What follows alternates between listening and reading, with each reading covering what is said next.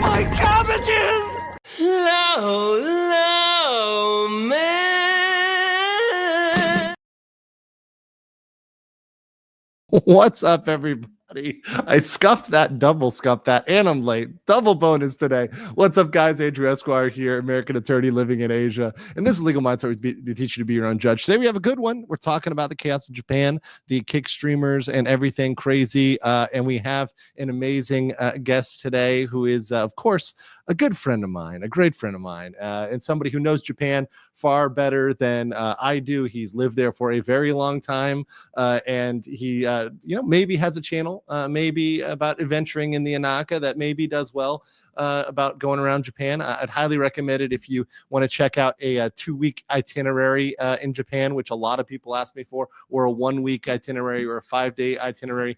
That is Inaka Adventure. Although his main channel, and a lot of what we're going to talk about today, he's covered on his other channel, Meme Copium. That is, of course, my friend Josh. Hello there. How's it going, Andrew? It's good. It's good. I guess it's been a minute. It's been like, what, a couple months since I've had you on? It's been a while. It's been a while, yeah. Yeah, although I think I've probably, at this point, I'm debating, have I seen you more in real life than we streamed together? It's pretty close. It's about half and half. Yeah, I'd say that. Yeah, it's pretty close. But Josh, of course, like I said, he's been covering a lot of stuff on his channels, and in addition to covering coked out Minnesota lawyers and very many other locales, he has been covering when some of these streamers get into incidents, particularly the ones in Japan, as he is living in Japan, specifically Osaka. Josh, now some people may not know much about you, so maybe you want to introduce them. Some of these streams get a lot of new viewers, so maybe you want to do a little mini intro. Yeah, so on this channel I do a lot of live streams, but kind of just whatever I'm really interested in. Recently we have been going over the Meiwaku streamers in Japan. I guess you can see a few things. We've got the Assassin's Creed slop. We've got drama with Hassan. And is Meiwaku the name for nuisance streamer? Meiwaku means nuisance. Oh, okay, cool. I learned something. Yeah. Okay, cool. Yeah, just random things at the moment. World of T-shirts. Yes. You got DBR6 there. Which one is this? Which one? The IRL one? That was just, it was kind of like a Friday stream. Okay. That was like, we started off talking with me and Max, just chilling out, kind of having a Friday stream, but also talking about the IRL stream situation and kind of laughing at them because they're starting to find out after effing around for a while, which is very, I can't condone any of these actions, but they are very entertaining, and they kind of make you feel a bit better, don't they? Well, I mean, at this point, they fucked around and they found out. They clearly crossed the line. Look, I think both you and I, we're not the fun police here. We're not here to like Karen people, but there is a line at which it starts to ruin it for everybody, particularly as, and this is something I posted the other day. I don't know if you saw this one, Josh, but Japan is now overtaking Thailand as China's most popular destination. So specifically Chinese tourists, right? So that's a very sub-denomination there. But I would say that is insane. Yeah, I would imagine that's largely fueled by the weak yen. We get a lot of tour groups coming over here from China, specifically in Osaka, to do shopping. They just go on shopping trips, so they just go buy all this duty-free stuff because all the stuff in China is fake. So they come over and buy these products at very low prices, and they basically make back what they spend on their trip. But I believe there are some restrictions on Chinese people entering Japan. I think they have to be with an approved tour group. I'm not exactly sure about that. But if they're coming from mainland, if they have a mainland Chinese visa, I'm sure they can come over as solo in some ways, but it's more restrictive. It's not as easy as it is for us to just like pop over to Japan. what they would do in Thailand, which was really shady, they had to shut it down, was they would have this requirement for tours for a while, and that was back in the day. But what they would do is the company would essentially link back to China, and they would all pay in yuan, so it wouldn't help the local economy pretty much at all, because it'd all be Chinese operators and Chinese people on this end. So they'd be paying to Chinese companies, paying to Chinese people, and then operating in that economy. They changed the visa rules, so they no longer have to do that, and they cracked down on a lot of those tour companies. But I don't know if in Japan, because I know there's a lot of Chinese folks who have real estate there, Airbnbs. Maybe they're pulling some similar shenanigans. Because if there's one thing I know, especially with visas, is that people will get creative with them. Yeah, I mean, a lot of the rich people in China trying to get their money out of China, and that's causing a lot of problems in Australia, Canada, UK, I guess America as well, where they'll buy up like just these properties and they'll sit on them, and they have these dead neighborhoods now, which is quite distressing for a lot of young people, specifically in Australia and New Zealand, because it's impossible to find anywhere to live, and the flooding situation or renting situation is completely untenable now. Yeah. Real quick, I got to give a shout out to everybody who gifted memberships, because we got some really base members here. First of all, Chaos Smash, welcome back as a new member. Appreciate you joining up at the RPG level. Cindy Collins, thanks for the 10 Legal Mindset memberships. King Lugia for the 5. Fallen Hero 4, 5, 6, 7 for the 1. And King Lugia again for 5. So that's 10 for King Lugia, 10 for Cindy Collins, 1 for Fallen Hero. Thank you so much, guys. Appreciate it. Very based of you. And thanks for supporting the channel and helping me get on awesome people like Josh, who maybe I buy him a little strong 0 next time I'm in Osaka. I mean, maybe it happens. Oh, big spender, yeah. I know. At the 1,000 won izakaya. The cheapest izakaya in Japan. It's not even yen, it's just wands. Oh, you mean Tachinomiya Chutoro Tonsaku, the cheapest bar in Osaka? That's a great place. Sorry, I don't have the name memorized. It's a confusing name. That's why I like saying it, because it's actually a bit of a mouthful. Okay. Yeah. But the cheap bar outside of Tenma Station, the one you mean. Yeah, I know what you mean. Yeah, outside of Tenma Station, yeah. Juet says, good morning from very cold Michigan. It's cold here. It snowed today in Osaka. Really? It's snowing in Osaka? Yeah, but very light. Like it's. I have to fly into Osaka. Don't fuck up my flight. Oh, never mind. Oh wait, shit. No, I go to Korea. No, so I'm going to Osaka. I'm flying into Osaka because it was cheaper than Nagoya. So I did the math. Flight plus Shinkansen cheaper than going into Nagoya. It was like double the price. But going out, I'm flying out of Nagoya. So. Yeah, Kix Airport's pretty good. They handle a lot of international places. It is sinking into the water. Did you know that? It already did once when there was a typhoon, and it was already it was like listing, and they had to reclaim it. Oh, that's what they're constantly having to reclaim it in order to. Yeah, they're reclaiming more land in the Osaka Bay as well. When I took the ferry over to Korea, I was looking at all the ocean works. It's really quite strange to see cranes in the middle of the ocean. I mean, like just diggers, like the cat diggers. They're just like floating there. Like I was like, kind of weird. What the fuck is going on here? Oh yeah, they're in the water. Patrick Elza for 10 says, Andrew's sharing the double stuff Oreos today. Reciprocate with the golden shower. Thank you. Today was definitely scuff as hell. And if you like scuff, donate there. If we hit the goal, I'll we hit it. I promise to near seppuku myself on sake when I get to Japan on Friday. I am looking forward to it. I miss Japan. I forgot that I need to bring my cold weather clothing. I'm in this it's warm because I'm in Southeast Asia now. But I need to get back in the freezing mindset first for Japan and then for Seoul. Friday's a little bit warm. It's going to be 8 degrees Celsius at the high point and then 1 degrees at the low. But it will be snowing on Saturday as well.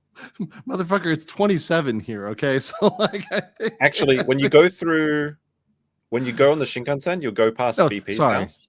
It's 29. And the Shinkansen from Osaka to Nagoya, it goes almost directly past BP's house, and you'll see how snowy it is there. And also, Gifu is going to be covered in snow, which is really lovely. Gifu is a great place.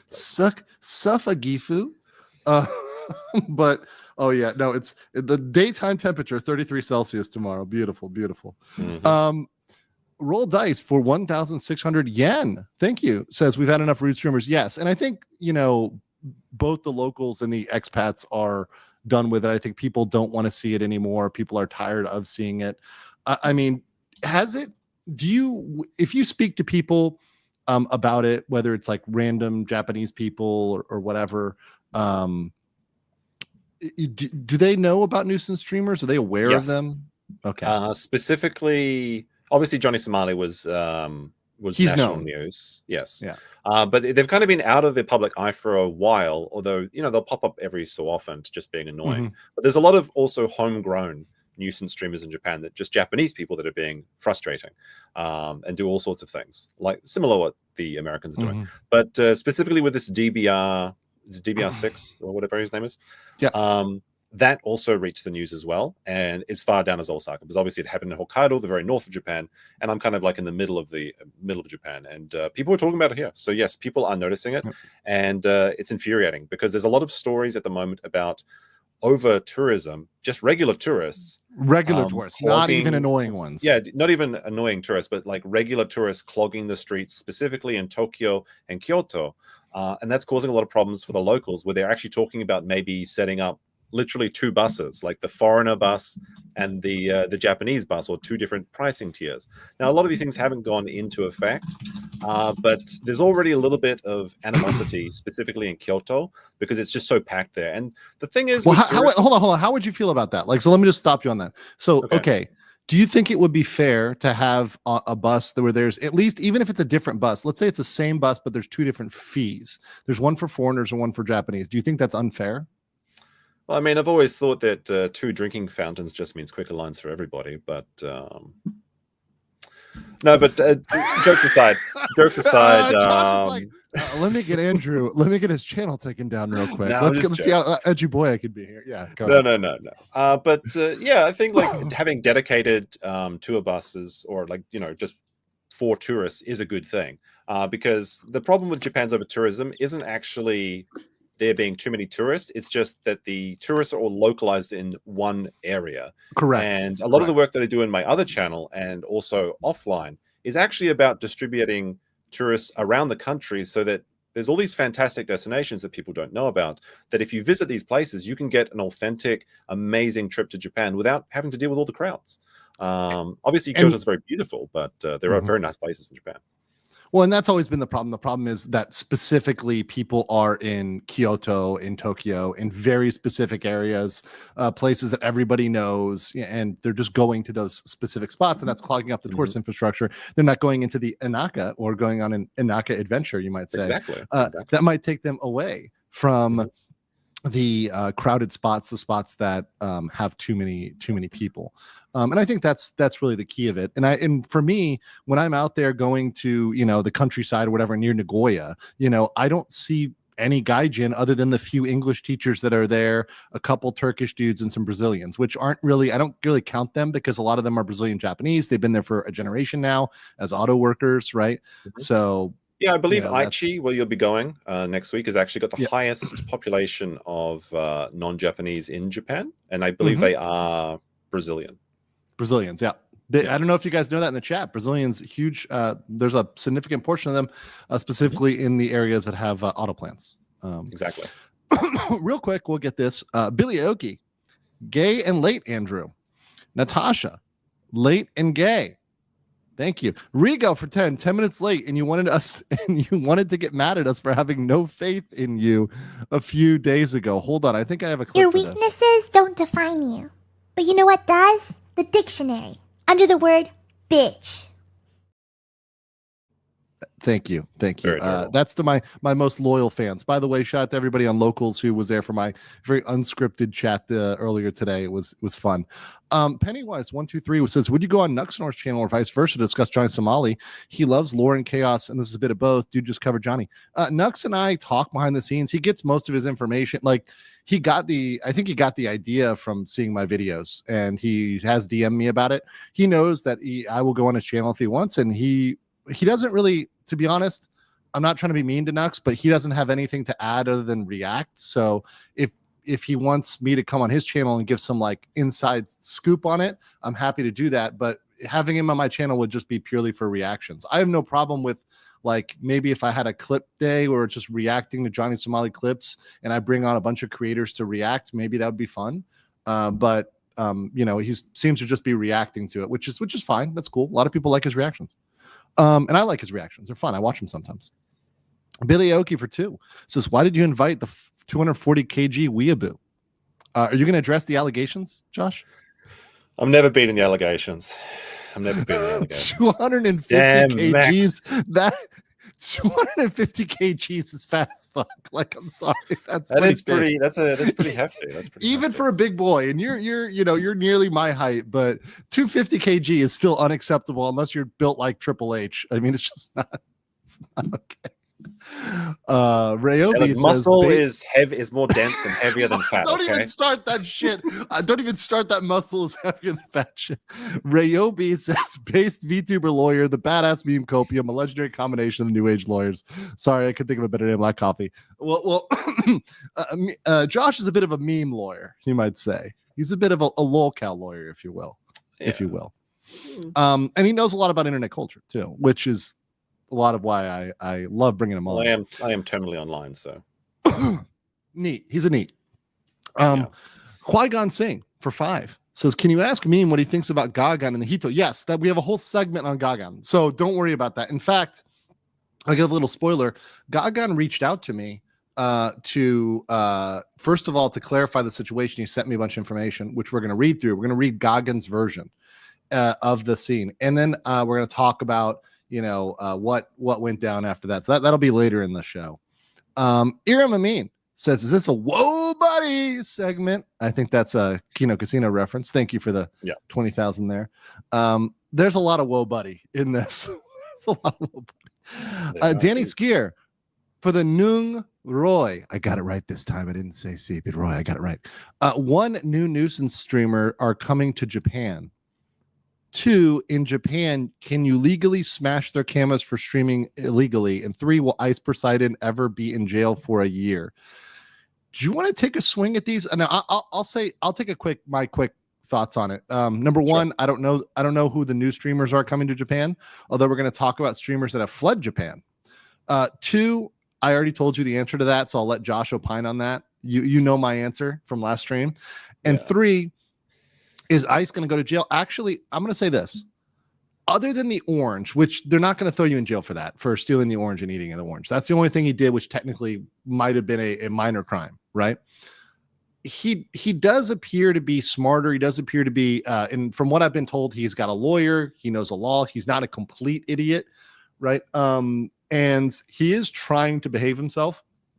So I don't think that he's, at least on this trip, so far, he hasn't done anything that would land him in jail. And to say otherwise is being irresponsible. There's one thing for not liking nuisance streamers, and that's fine. You can like and watch whatever. But it's another thing to say, okay, there's a crime when there isn't. That's dishonest. That's intellectually dishonest, right? So to me, from what I've seen, unless you've seen something different, Josh, I haven't seen him do anything that would actually get him jail time in Japan so far. I'm talking about Ice Poseidon specifically. This trip, he's trying to do his best today. I decided to watch his stream a little bit today because I saw he was in Yamagata, around a place where I stayed, as I told you a bit earlier. And I figured he must have been going to Kinosaki Onsen. No, sorry, not Kinosaki Onsen, Ginzan Onsen, and which is a lovely town. I went there recently. Oh, not so recently, but last winter. And it's like the beautiful snowy ryokans. It looks like Spirited Away. And when he got off the bus, because he was trying to be a good boy, he spent like a whole 10 minutes trying to pay the bus fare, even though they let him off, because he was worried about people watching him and worried about these people. So they are moderating their behavior to try and fit within the laws of the country. They're definitely concerned or shook that people could at any time report what they're doing to the police. They even mentioned this as so it's not a big deal in that sort of situation anyway. And Ben brought that up. He was detained in Thailand, for the hotel incident, right? Because obviously he breached some obscenity rules here and some vulgarity restrictions here in Thailand. However, he paid and had a settlement agreement to get out of that and leave the country. I'm not sure whether he can even come back in the country. I'm not sure exactly the details, whether he can even come back. He may or may not be able to. I think it would be wise for him to stay out after that high profile of an incident. But Japan can't use the incident in Thailand as a reason to throw him in jail. Now, they could exclude him at the border if they wanted to. They could say, hey, we see you're annoying in another country, and they could exclude him, but that's at the discretion of the immigration officer, which always has, total discretion to let you in or out of the country. If an immigration officer is having a bad day, they can deny you. But, usually that doesn't happen. Let's see here. Danny Skier for CCIP Taivat says even the farang price is a thing. Farang is like Western foreigner, usually like European, Canadian American, generally white. It is, but if you know, and once you start knowing the prices, especially if you speak a little Thai, it goes a long way. Well, the gaijin price doesn't really exist in Japan except for very localized areas in Tokyo. Golden Guy has a gaijin Golden price. Guy, that's what I was going to mention, actually. Yeah. It does have separate prices for foreigners on the English side of the menus, but if you read the Japanese side, you can get the lower prices, right. Which is fair, I mean, right? And also typically... It's not illegal. It's not illegal. You can do, that's what I want to stress. Like, there's nothing illegal about making a gaijin price in Japan. Yeah, but these prices don't exist in Kyoto. Obviously, if you go to a touristy area, the price is going to be higher, but then the Japanese will be paying the same price there anyway. Yeah. People were telling me to take a Ricola. No, I'll instead maybe I got my Thai inhaler. Maybe that'll help. I gave you one of these last time, didn't I? Oh yeah, I've one got it right. Like, yeah. It's kind of interesting. Yeah, it's like eucalyptus balm or whatever. Kind of opens up the air passages. Yes, all right. Imagine the smell. Muzzy Skeleton says Japanese. The police busted. Muzzy Skeleton for 5. Japanese government should outright ban kick streamers since they are the main antagonists. Suffer, Kino. Suffer. This isn't a practical solution, and how do they know it's an unfair solution as well, because this would affect the Japanese people as well, and it would limit their freedom. So while this is a fun idea, and we want to get the annoying people to stay away and or at least behave, ultimately this would affect the Japanese people more. Yeah, if they made a streaming ban. Right. So if the law was streaming ban, because you couldn't it would be impossible to enforce a ban specifically on Kick. Because what are the police going to have to check which account you're streaming with? Come on, that's really ridiculous. And then if they can't find out immediately that it's Kick, they have to let you go. That doesn't make sense. And people would just stream on Rumble or Party or another platform. It doesn't have to be streaming. It has to be a public streaming. The irony for a lot of these things is that every time a streamer, and the streamers, are typically on Kick or Twitch, for at least these sort of big IRL streams. Japanese people don't know so much about streaming. A lot of the policymakers don't either. So they don't really even say streamer. They usually just say YouTuber. Or the Japanese word for live streamer, which is haishinsha. Which is one thing I was talking about when I was looking at I had asked you to look at a specific account because I assumed it might be a foreigner using machine translation. Which, guys, I'll have to be very clear with you, and I've said this last stream. I'll say it again. Many foreigners are creating essentially sock puppet Japanese accounts to create Japanese because it's trending and because so many people are going there. It's so silly, and the funniest thing is weebs, I guess so, because I got into an argument with someone the other day, and then I told them I was in Japan, and that's why I was basing, because the World of T-shirt guy, Joshua Block, he claimed to have eaten a Labrador while in Kyoto or Tokyo, which is just that did not happen. It's a completely made up story. No. And I said, look, I live in Japan. They don't have dog restaurants here. And he's like, this guy started DMing me. He was so mad. He's like, "You're not in Japan, you little virgin. What are you doing? I'm going to find you." I'm like, what are you talking about, man? What the fuck are you talking about? This guy was completely unhinged. He was mind broken, I guess, because I was correcting an account that was clipping the T-shirts content. I assume he was a very obsessed little individual, but he blocked me because he couldn't handle the truth. Unfortunately, that's always the funny one, right? When they try and banter and then they have to block you. I understand. Man, they're still fucking nerds. Just wanted some friendly chatter. Rigo for 20. Wow, 20. Thank you so much. That's a big one. Yes. Appreciate that. Speaking of World of T-shirts, we got an update on World of T-shirts, and thank you once again, Rigo. If you receive a gift membership today, please say thank you in the chat, or thank you to Rigo, or wherever you received them from. We do have an update on World of T-shirts. In fact, we now know that he is out of Japan, right? So he has left Japan. He's out. There's a photo of him on the way out, heading on out today. This is, of course, after my videos and other videos kind of saying, hey, look, you have a high likelihood you could be seeing some real jail time, or even worse, according to our conversation. You were saying it would have been worse if they put him in an asylum. Can you talk about that, or rather a mental health facility? Let's call it that. What would it have been like in a mental health facility for It's Joshua? actually essentially human rights violations. Japan does not have a very good relationship with mental health. And I knew someone I actually went to university with. He came over to Japan. He got committed to a mental health asylum in Yokohama. So it wasn't like out in the boonies or anything. And Yokohama is like right next to Tokyo, like 30 minutes away. The second largest city in Japan. Should show the article? Yeah, if you want to. Yeah. Yeah, sure.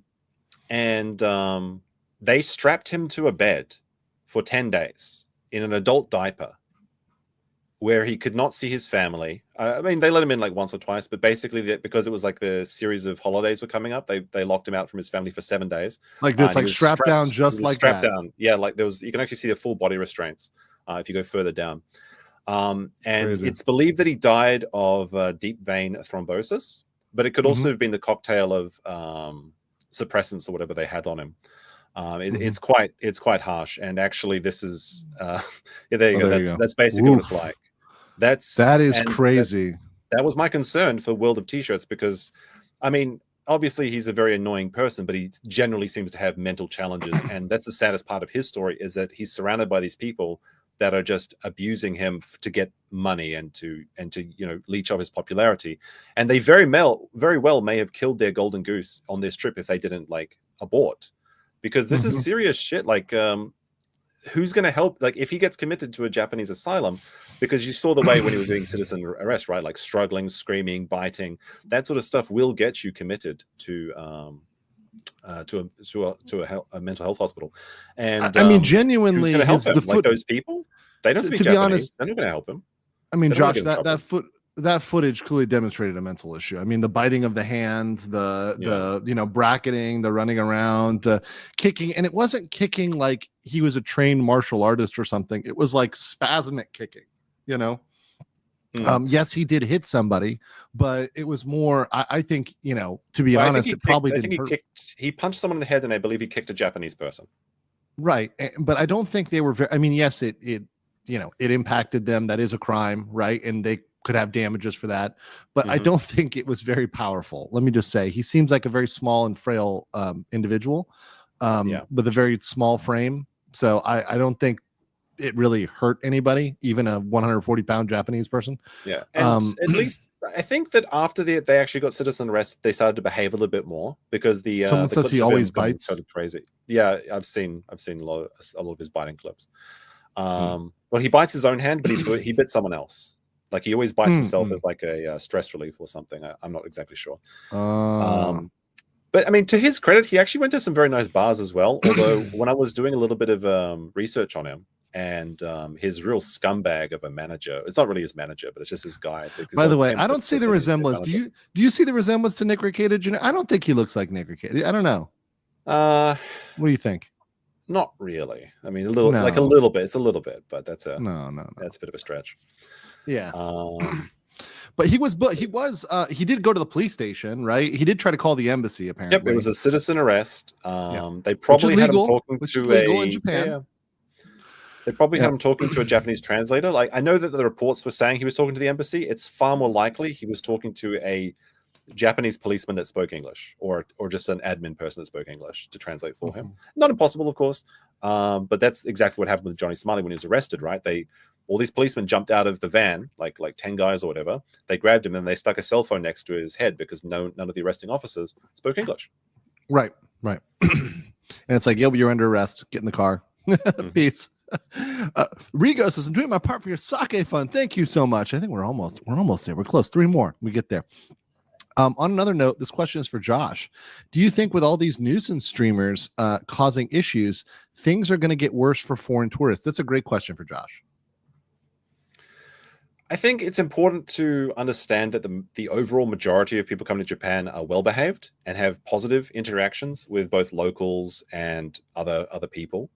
Obviously, there will be some people that are going to be looking for the next Johnny Somali and preemptively, come and get them. And that's what's going to happen. Is one of these guys is going to show up. He's going to talk big game, and then he's just going to get jumped by a bunch of people that are like saying enough is enough.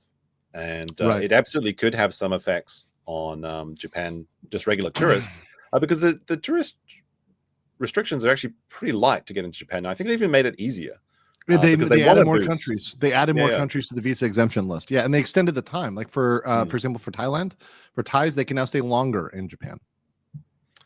Yeah, it's certainly could increase the likelihood of foreigners being stopped for random checks, and this does happen in Tokyo, although it's never really happened to me. But if you're caught by the police there at any time, they can, demand to see your passport or your residence card if you're a resident, right? And if that's you don't have general traveling truth. I mean, I think in most countries, if you're a non-citizen, they can. It is. Ask for your But ID some people like, well, I don't want to go out with my passport because I might drop it in the street. But if you can't travel with your passport, you probably shouldn't be traveling. But you just take your passport with you when you're in another country or in Japan specifically. And you get discounts for your passport in Japan if you're traveling, like GST or I guess consumption tax is. I gotta confess, sometimes I do that. I carry a driver's license on me and a picture of my passport in my phone. Right. I've gotten away with that before, but it's never been with the police. It's because I never usually have an issue with them generally anywhere I go. And I think most Japanese policemen would probably accept that, but you always get that chance is that one guy who's looking to start an issue. You're right. Who wants to be a dick? Yeah. Yeah, and then they could just take you right in. And people sometimes forget the Japanese police can basically hold you for 3 weeks, and in some cases even longer, without even charging you. Yep. And it's not America. You don't get your phone call sometimes. You don't get your lawyer straight away sometimes. They actually have a shockingly large amount of power if you're naughty and if they want to make things difficult for you. Let's see here. Ryan Crowley for 10. Thank you very much. Kid Loco said, yes. I got you live again. Awesome. If I had money, I'd make you, I may have given you golden raid. Oh, wait, I had now. Oh, thank you. You did indeed make that golden happen. Damn. It's these streamers people make Japan dislike Americans more, most of the streamers. I do think in talking to most people, and especially in Korea, and you can tell me how it is in Japan, but most Koreans, everyone I interviewed is smart enough to realize there's a difference between the asshole nuisance streamers or the bad people and the good people, and they overwhelmingly say we understand that not all Americans are like that. Would you say the same is true in Japan? Yeah, the same is true, but it's also an issue of limited news because obviously we hear a lot about it because we're online and we have these English resources. A lot of the bad behavior isn't reported by the Japanese media unless it's a very serious situation such as Johnny Somali and now DBR. And they're like, wait, people are just coming over here and assaulting people that are working. They're just trying to, like, it was a volunteer. He assaulted a volunteer that was just trying to help out.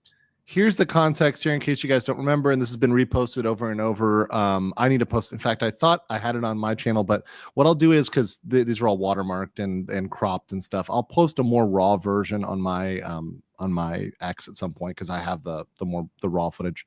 But essentially, he was walking around and he took this snowball. He said, "Give me 100 subs, or I'm going to throw this snowball." And we'll play the clip. We'll play the main clip here. So drop the 100 subs.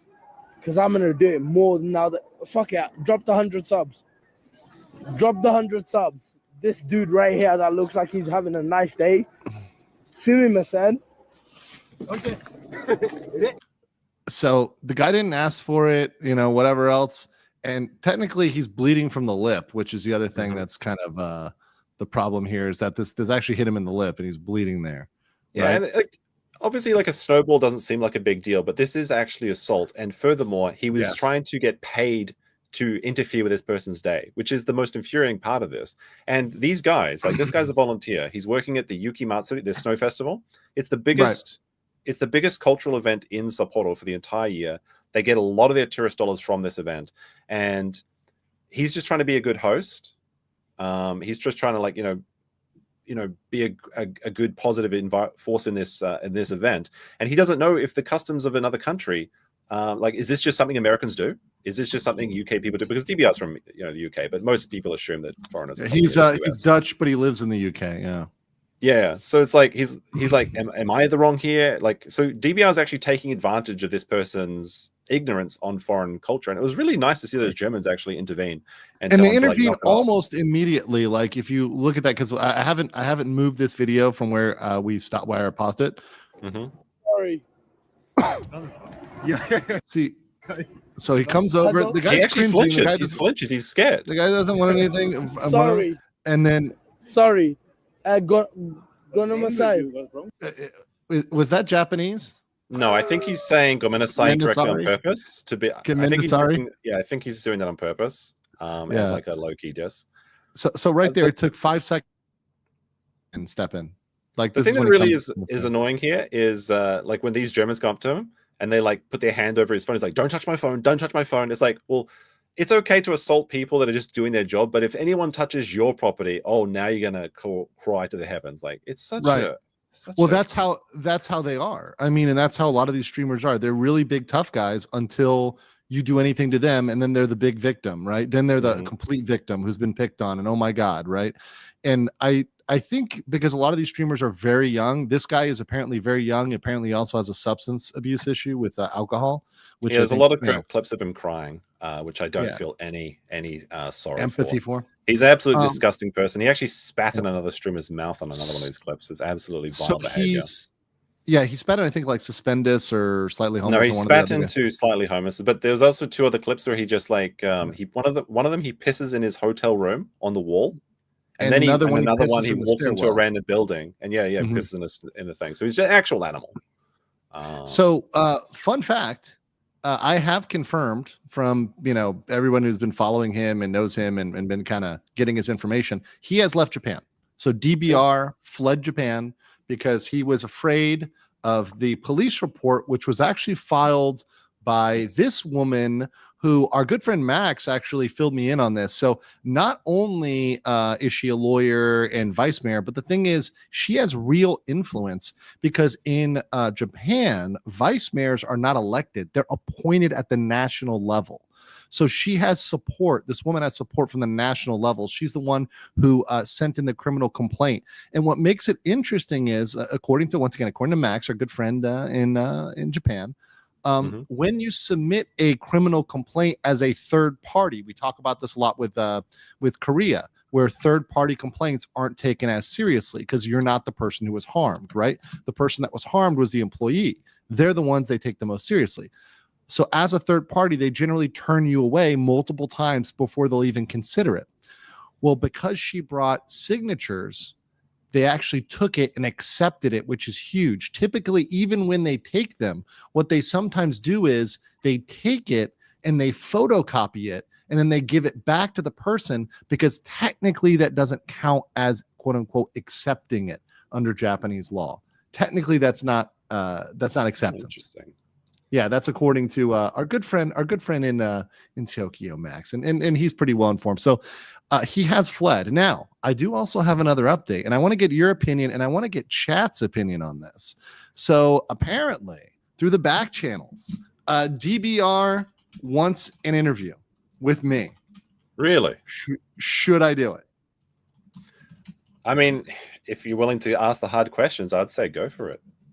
It would not be live because I don't want him to do anything stupid that might demonetize a channel or say any words that might get him go. But I could do it. But I told the person who was the intermediary, I said, if I do it, I am not going to be nice. It is not going to be a friendly interview. It's going to be unfriendly. If you don't make him cry, I'll be disappointed. Don't put too much pressure on me. I'll just have to send him some booze maybe, and it'll work. I've seen him cry before. He seems like he's pretty quick on that. Let's see what people in the chat say. Chat is typically a bad influence, and you should not follow your chat. In fact, ignoring what chat says is sometimes the best thing. But 71% are in favor. He doesn't deserve the clout. Well, the counter side is for these people, is most of them are really small. And actually, there's another streamer that wants an interview with me as well. most of these are very small. So coming on my channel where I get, on these, I'll get tens of thousands of views. And then my channel is clipped by a bunch of AI channels that are just copying my nuisance streamer stuff word for word. Yes, especially anything Somali related. They're just taking my they're taking it, putting it into AI and generating videos. Interesting. I don't want to name them because I don't want to give them clout, the little channels clout, because they're relatively small and I don't worry too much about it.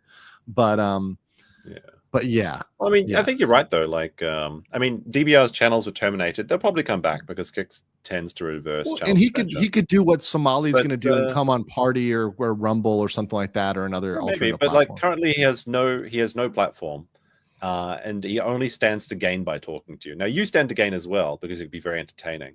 It would be funny. The worst thing for him is to just disappear into irrelevance, I believe. So.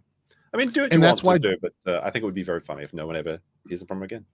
But you make a good point there. The worst thing is disappearing to relevance. That's why Johnny is coming back. Johnny, it felt like, okay, I was relevant for long enough. Now I got to be relevant. And from what I've heard, Johnny actually believes he will be streaming in Hong Kong and in Taiwan in a couple of months, which is insane, right? It's a bit optimistic. I mean, it's assuming I think he thinks the trial doesn't exist or that he can just pop out after March. Yeah, that's not how it's going to work, buddy. You got several months in Korea at the very least. I wonder how those offers are going these days. It's weird. Dolby Zach says for 1,000 yen. Thanks for the new point of view, Josh. Some YouTuber titles Americans getting hunted on those harassment, and I am shocked.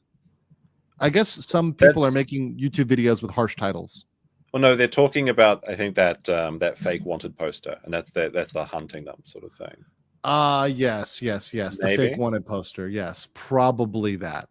I mean, there are people that are out looking for these people and looking to start trouble. That's happened to Ice Poseidon and his crew, in at least a few situations. But they're like going there and trying to start fights because they know that if a fight occurs, the police will absolutely take the side of the Japanese person, regardless of who started it. Right. So yeah, no, it's this one, which literally everybody who I've asked who's native Japanese, I've had 3 people look at this, and including someone that this channel and this thing that put this up, and as well as a lot of language that the original poster posted, and they've all either said it's machine translation or it's and I quote, somebody said this, a low IQ and or retarded Japanese person. Yeah. That was the quote, so I'm unquoting this. Very base Japan. Yeah, you don't even need to have a very high level of Japanese to kind of see some errors here. Specifically, one thing you can look out for is that in a lot of Japanese, the subject is omitted, and you can just read it from context. But in all of these sentences, it always starts like he said this, he said, like it's always like kariwa, kariwa, kariwa, kariwa. You don't see that in native Japanese very often, especially conversational, right? It's just it's just assumed. I mean, it reads like English sentences being translated. Yeah, makes sense. Aries Moriandi says that goes for many countries. I split my time between Melbourne, Narita, Japan, and Norway. Oh, awesome! Stay the fuck out of cities, meet the locals. Yeah, man, that's awesome, and that's such a great plan. It's a good trifecta there. I mean, you get kind of some nice cold weather, up in Norway if you like that for a while. You got Japan to enjoy, some peaceful tranquility, and you got Melbourne for $10 lattes and $20 spoons full of Nutella. The naughty Nutella treat. I can send you that later. I'm not even joking. There was like the deconstructed latte. You can get those in Melbourne. Have you ever seen a deconstructed? No, I've not seen a deconstructed latte. But with this one, I think we're one short of hitting the goal. And I put a timer on it, so I'll ignore the timer. I'll count the yellows. But take my 10, enjoy some Coco Ichiban for me this weekend. I will. I'll take a nice photo. Chicken Katsu level 5 for life. I actually had pretty good. I had a really good. So we have a good izakaya across from where I'm at. And it's a chain, so there's multiple. That doesn't dox me. Called Shakariki. Very, very good. I had a really good curry katsu yesterday. I also had pretty amazing yakitori, some hatsu, and some, what is it? The skin is the kire, right? No, the kage, the skin. Chicken skin. You mean the chicken skin, or are you talking about the non-katsu kodage, the cartilage? Yes. Non-katsu. Nonkatsu. Okay. That's really very that's really good. It's so chewy. It's so good. That's very good. Very good. Mm-hmm. Colin M for 20 Legal Mindset memberships. Thank you. Yes. Coming in with a big one. Thank you so much. Dolby Zach, welcome as a new member. And Trucker Rob, hail to my two favorite weebs. You're welcome.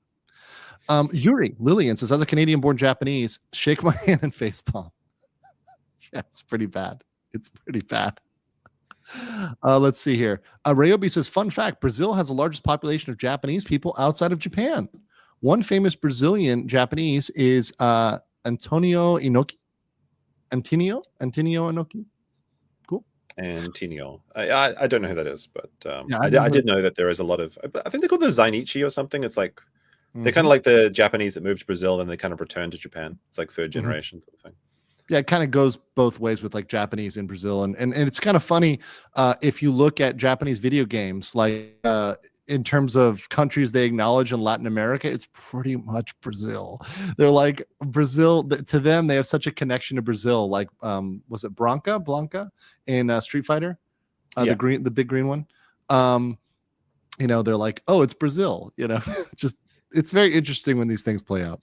Gin Blades for 50 Norwegian krona says, Guten Tag, got back from shopping in Sweden, got a bunch of strange new protein coffee. Tastes great, so I'm ready for the stream. Swedish protein coffee, are you sure it isn't Soylent Green? Are you sure? Protein doesn't usually do well with heat, so yeah. Like, I don't know. Interesting. Aaron says, watching stream in 2x speed to catch up. Faster, motherfucker, faster. Thank you. Paynick says, it's strange to see all these streamers rushing to Japan to Islamicide in the ancient urban forest. Ishmaelicide. Yeah, there was it could be a little bit different there.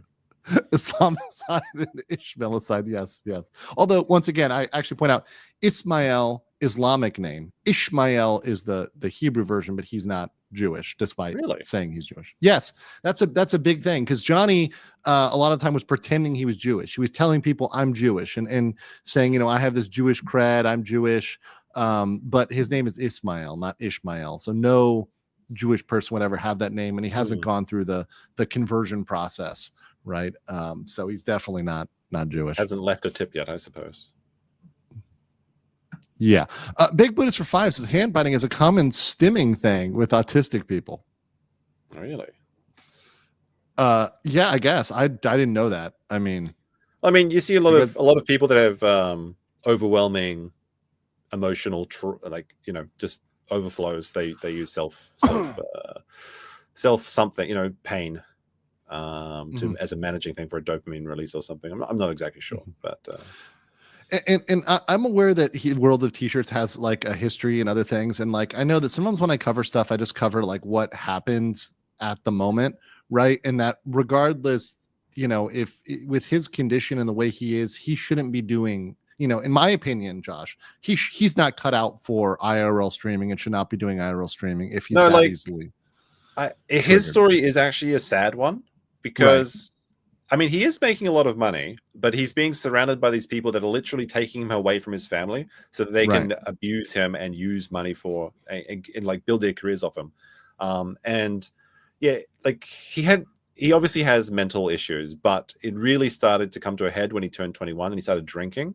And there's actually a guy that catalogs every single drink that he has on their own TikTok channel, and it's insane. He spends 30% of his time sober. And in one given year, when they did the tallies, he had spent over 18,000 USD on drinks. 18,000 USD on drinks. It averaged out to be more than 10 drinks a day. And the funniest statistic that they had was it was over, I believe, 500,000 calories of alcohol, which is something in the realm of 163 pounds of fat. If I think a pound of fat is like 3,500 calories, right? It's insane. If you check out this guy's I think it's called World of Drinks or something, and he just it's like day by day breakdown. His average blood alcohol is a 0.8, which I think is what you get a DUI in America. Yes, 0.8 would be a DUI. His highest one goes to like 0.35 or something. Like, it's insane how much he drinks. So he's already starting from a very bad point. and then he's getting like obliterating his mind with this. And by the way, someone in the chat said it. They said Google Mr. Beast, and people have been telling me about that dude. And like, I did some research on him.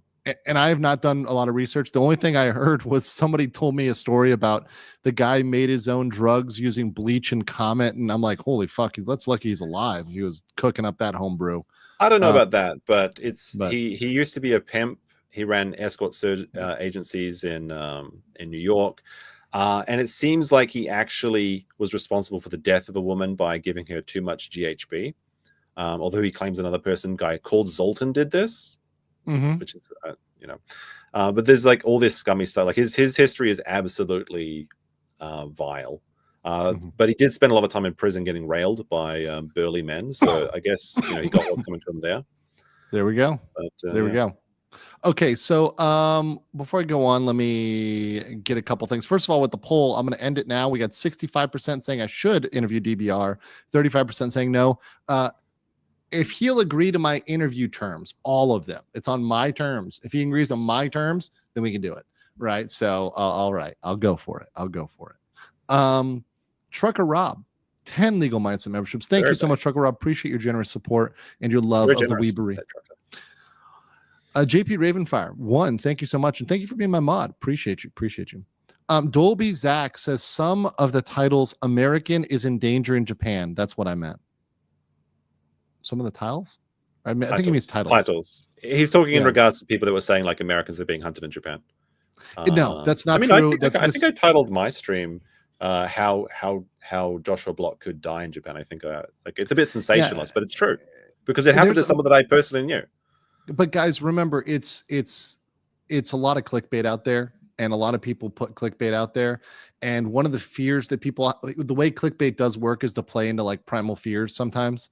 And if you play into the fear that, oh, I can't go to Japan and I want to go to Japan. And a lot of people message me about this. Like, is it safe? Can I go? And I'm like, yes, just don't be a dick. Going to be fun. Yeah, of course. Right. Like, I'm going to be in Japan this weekend. I'm not fearful at all whatsoever, at 0%, right?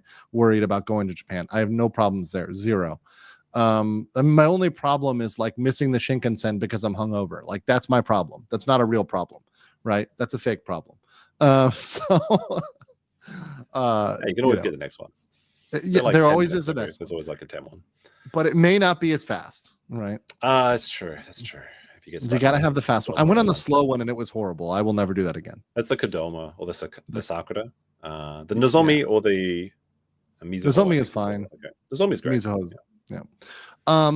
Kid Loco for 10. So we've got there on the goal. So thank you for that, for hitting that goal. We'll have some nice sake over there in Japan. Japan had a nice community in Sudamerica. They were Japanese descendants in Peru who became president of Peru, Fujimori. Sad he got jailed for corruption. Oh. Maybe Niji Sanji fan? He's Riku's long-lost descendant. Riku, you must avenge me for Peru. Natasha says mentally deficient people are stronger than you think. I had a few violent. It's 5150. Ooh, that I had to restrain with help. And you're not, Natasha, you're small, but I know you're wily. So, yeah, there's some truth. There's some truth to this claim. However, we do have footage of him being carried away by a Japanese man. So he was manhandled by that Japanese man. Yeah. So, I get what you're saying. There used to be a word that we could say that I no longer can say on YouTube to describe that. But yeah, no, I understand. I get it. Fun says for $4.99, can we start a GoFundMe for DBR666 to buy him candy corn replaces 2 front teeth? You know what? I'm going to ask him that question. If we do interview, I'll ask him that question about his teeth. I'm like, yo, bro. Yeah, when are you going to replace those teeth? Yeah. What's the story and when are you going to replace them? Ryobi says, wait, for $6.99 says, wait, could the Japanese expedite that guy for assault? I think you mean extradite, right? They can always deport. Actually, it's not extradite to send him home. Just deport him. Just say you have to leave, and he's got to get on a plane to leave the country. I think the question here is, could they bring him back to Japan to prosecute him? No, they would. Very unlikely. They wouldn't. They would not for that. It would be a waste of resources as well. They just wouldn't allow him in the country again. Now you can sometimes convict people at in absentia. So when they're not there, you just convict them. You can do that, but it's odd. Donardo Lee Gaston says Antonio Inoki was a famous Japanese pro wrestler and the founder of New Japan Pro Wrestling. Okay. Oh, cool. Fun fact, Fat Factor for £5 says odds on Johnny Somali having a Benzino on Drink Champs style crash out while completely drunk. I mean, I don't know. I mean, at this point, anything goes with Johnny Somali. Soju anymore? I mean, I know it's cheap in Korea, but can he afford it? I mean, he's gonna have to do some goods and services for Hanky Poo, who is his roommate, confirmed. Yeah, so I mean, if he's doing some work for Hank, I mean, maybe he's got to do some extra work, on his knees for Hank. But maybe. Speaking about on the knees, thank you for the $1 super sticker, or sorry, not super sticker, the $1 tip on locals. Where after we reached our golden shower goal, we have that. So thank you there for helping me hit the goal and for locals staying the weirdest thing, everything. Also, Josh, did you know about my my secret undisclosed relationship with Ramsey Khalid Ismail? Have you seen this one? This is a great one. No. That's a great one. That's my locals stay degenerate. Is that how he dresses for Hank? That is exactly or just how for the Discord boys. That's exactly how he dresses for Hank. Oh no. Okay.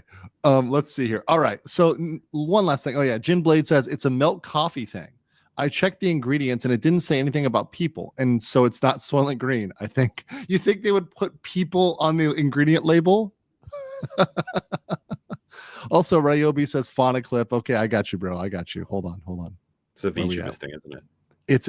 Of course it's always a VTuber thing. Gosh. Disgusting. You just got to learn to love it. Okay, so we have Goggin TV, and you guys probably remember the video of Goggin TV. That's him over here in the bar. This bar, actually, I'm learning that the bar that I think he was ultimately in was called Bar Disney, ironically. And we'll go into some of those details, but I'm going to play just a little bit of the video to remind you guys about what happened. Take a look. Don't touch my shit. Don't touch my shit. Don't touch my stuff. Don't touch my stuff. Fucking dumbass. So yeah, see there you go. You see the sign? It says Bar Disney. Yeah. So that's the name of the bar. That's in Sapporo, right? No, take a look at that. Yes, in Sapporo. Get the fuck out of here, bro. The fucking beta male. So calls them a beta male. The ultimate irony. Come on, Japan. Like, is this how it is out here? What the fuck? What are you doing? Yo, what the fuck? 1 second later from the clip. Yo, I'm getting attacked. I'm getting attacked. Yo, I'm getting attacked. You have a bottle. What the fuck? Pasa! Misa! Dude, he's getting attacked. He's getting attacked. He's getting attacked. Stop! Stop! Stop! Dude, we're getting attacked.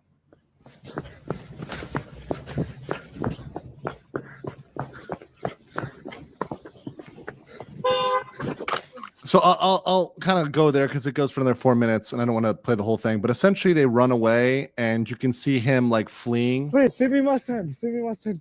Begging for the guy to leave him alone, right? Mm-hmm. It's so ironic after calling them beta. So and then like, whoops, I forgot I'm not online at the moment. Yeah. So there's been a little bit of back and forth. So the narrative that I heard from most people that watched the stream or added context, and there's also other clips too of him with the girl calling her his girlfriend, saying no, girlfriend, and I think the boyfriend comes over and says, "That's my girlfriend," and then he says back, "No, she's my girlfriend," right? So the word for girlfriend, kanojo, obviously. So, saying that, and also he attempts to pull her to a love hotel. But so Goggin actually hit me up and said, "Hey, look, You're not. And Asmongold ended up getting the story, reviewing it, and looking at it and watching the context. So he believes that his version of the story hasn't been heard, and that there's false facts being put out there and lies. So what I wanted to do is with you, Josh, I wanted to go through his version of the story and tell me what you think is true or not, like which version you believe. There's also a small clip he has attached, so we'll go through that, and there's some additional kind of context I'll give. I think that'll be good. I also have a little surprise here that'll add some context to this as well. Okay, so here is the story. This is on his X profile, Gagan TV. He says, a popular YouTuber, Asmongold, the Roach King, falsely claimed I deserved what happened in Sapporo and accused me of sexual assault and harassment, accusations that are completely untrue. These are serious, baseless claims that cannot be ignored. There is clear evidence showing that the accusations are false, which you should watch the whole video before accusing, not just clips. So mind you, he's asking us to not just watch clips.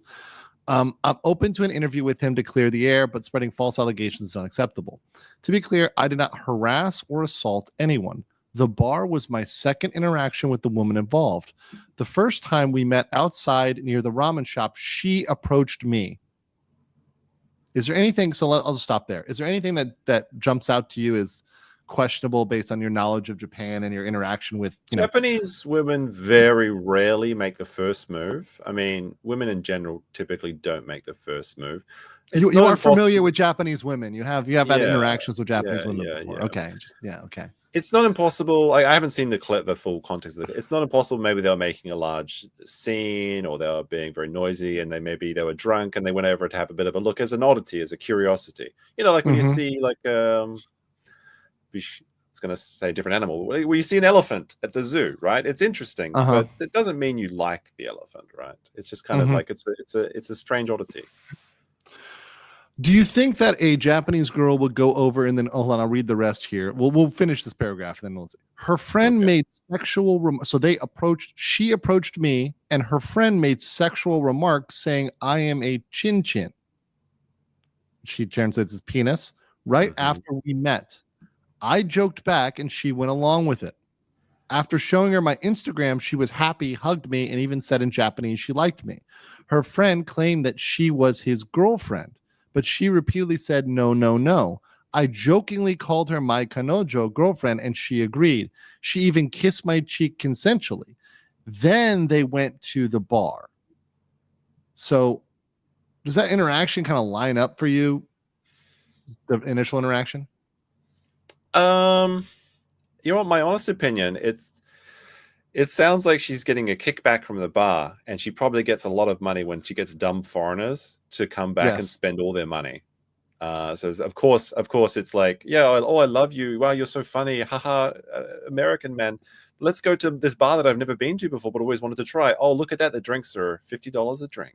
How about that? Yeah. Now, but if we're all paying it, it's the T scam, right? That's what it sounds like to me. Is the T scam. Right. And that's, and for those that don't know, Japan, and you can kind of explain this because, America doesn't have these things, where there's bars where there's girls, and sometimes they're just normal bars with like normal girls you can drink, and the drink price may be a little bit higher, right? Because they might be maid cafe, or they might have some sort of theme like muscle girl, or they might just be like cute girls drinking there. You drink with them, you have some drinks, you talk, right? But they do have an incentive for you to come in and drink with them because the drinks are a little bit marked up. They make money on the drinks, right? And they want to get you in and get your business. But they're not, to be clear, I would say almost all of these establishments are not like, they're not red light districts, right? This is not somewhere where you can say, hey, come to a love hotel, which is the statement which was eventually made, right? And they're not places where you could take them out and grab them and run away with them. Generally, it's just drinking within the bar. Yeah, typically. And there's some people who will tell you that, like, if you're there for long enough and you spend enough money, then the girl will eventually go out with you or something. That's just The like legend. you're getting squeezed out. All your money's being squeezed out of you. Sure. You know what I mean? But yeah, like Japan has these girls bars, but it's typically a set rate. And obviously you can spend extras, but they very clearly upfront advertise that. And I tried to look and see if Bar Disney was a girls bar. It doesn't seem to be, but they locked their Instagram account, maybe in regards to this drama that's going on. So like if these girls were working at this establishment, it's just one for one the tea scam, right? Like attractive women come up to you, they say, let's go out on a date, or let's go get a tea ceremony. Oh, the tea ceremony is $100 each, and then everyone pays $100. You wouldn't want to feel silly if you didn't pay too, right? The girls paid as well; they pay for themselves, but obviously then they get their money back at the end because it's a scam. There could be that. I mean, I'd have to see the thing in its full entirety, I suppose. Sure, yeah.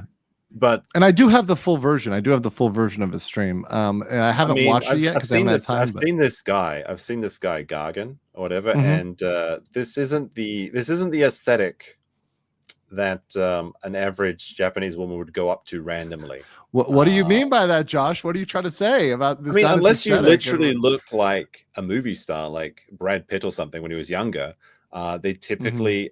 Like the wow foreigner, that doesn't really happen anymore. Like that maybe in the 80s, but not these days. Like I mean, and certainly not in Sapporo. Sapporo's got one of it's like the largest place to visit in Hokkaido, and it's during the largest event where people come from all over the world. Like you saw this clips with DVR.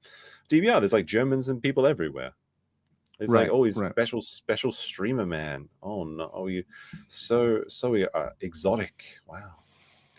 Wow. So then they continue down. After eating ramen, we went inside the bar, and she came up to me and held my hand and was excited to see me again. This false claim that I was hitting on another man's girlfriend is untrue. Well, you don't know the relationship status, so that's impossible, right? That could have really been her boyfriend, right? Her friend again claimed she was his girlfriend, but she denied it, holding my hand, repeating, no. He insisted they were together and made inappropriate remarks, but she denied it. She was the one initiating contact and said she was single. She held my hand willingly and even kissed my cheek earlier. We were all joking around. She knew I was all live too. Did she? Or she looked pretty fucking drunk to me. I don't know how much she knew or didn't know. Suddenly, a gang-affiliated individual. So we're going to get back to this because this is a very interesting. Actually, no. Confirmed by police, got involved and started being violent. Can we see this confirmation by the police? So I don't believe this because somebody subsequent to this found this guy's Instagram. And it turns out that this guy actually works at the bar. Found him right here on Instagram. Sapporo, Bar Disney.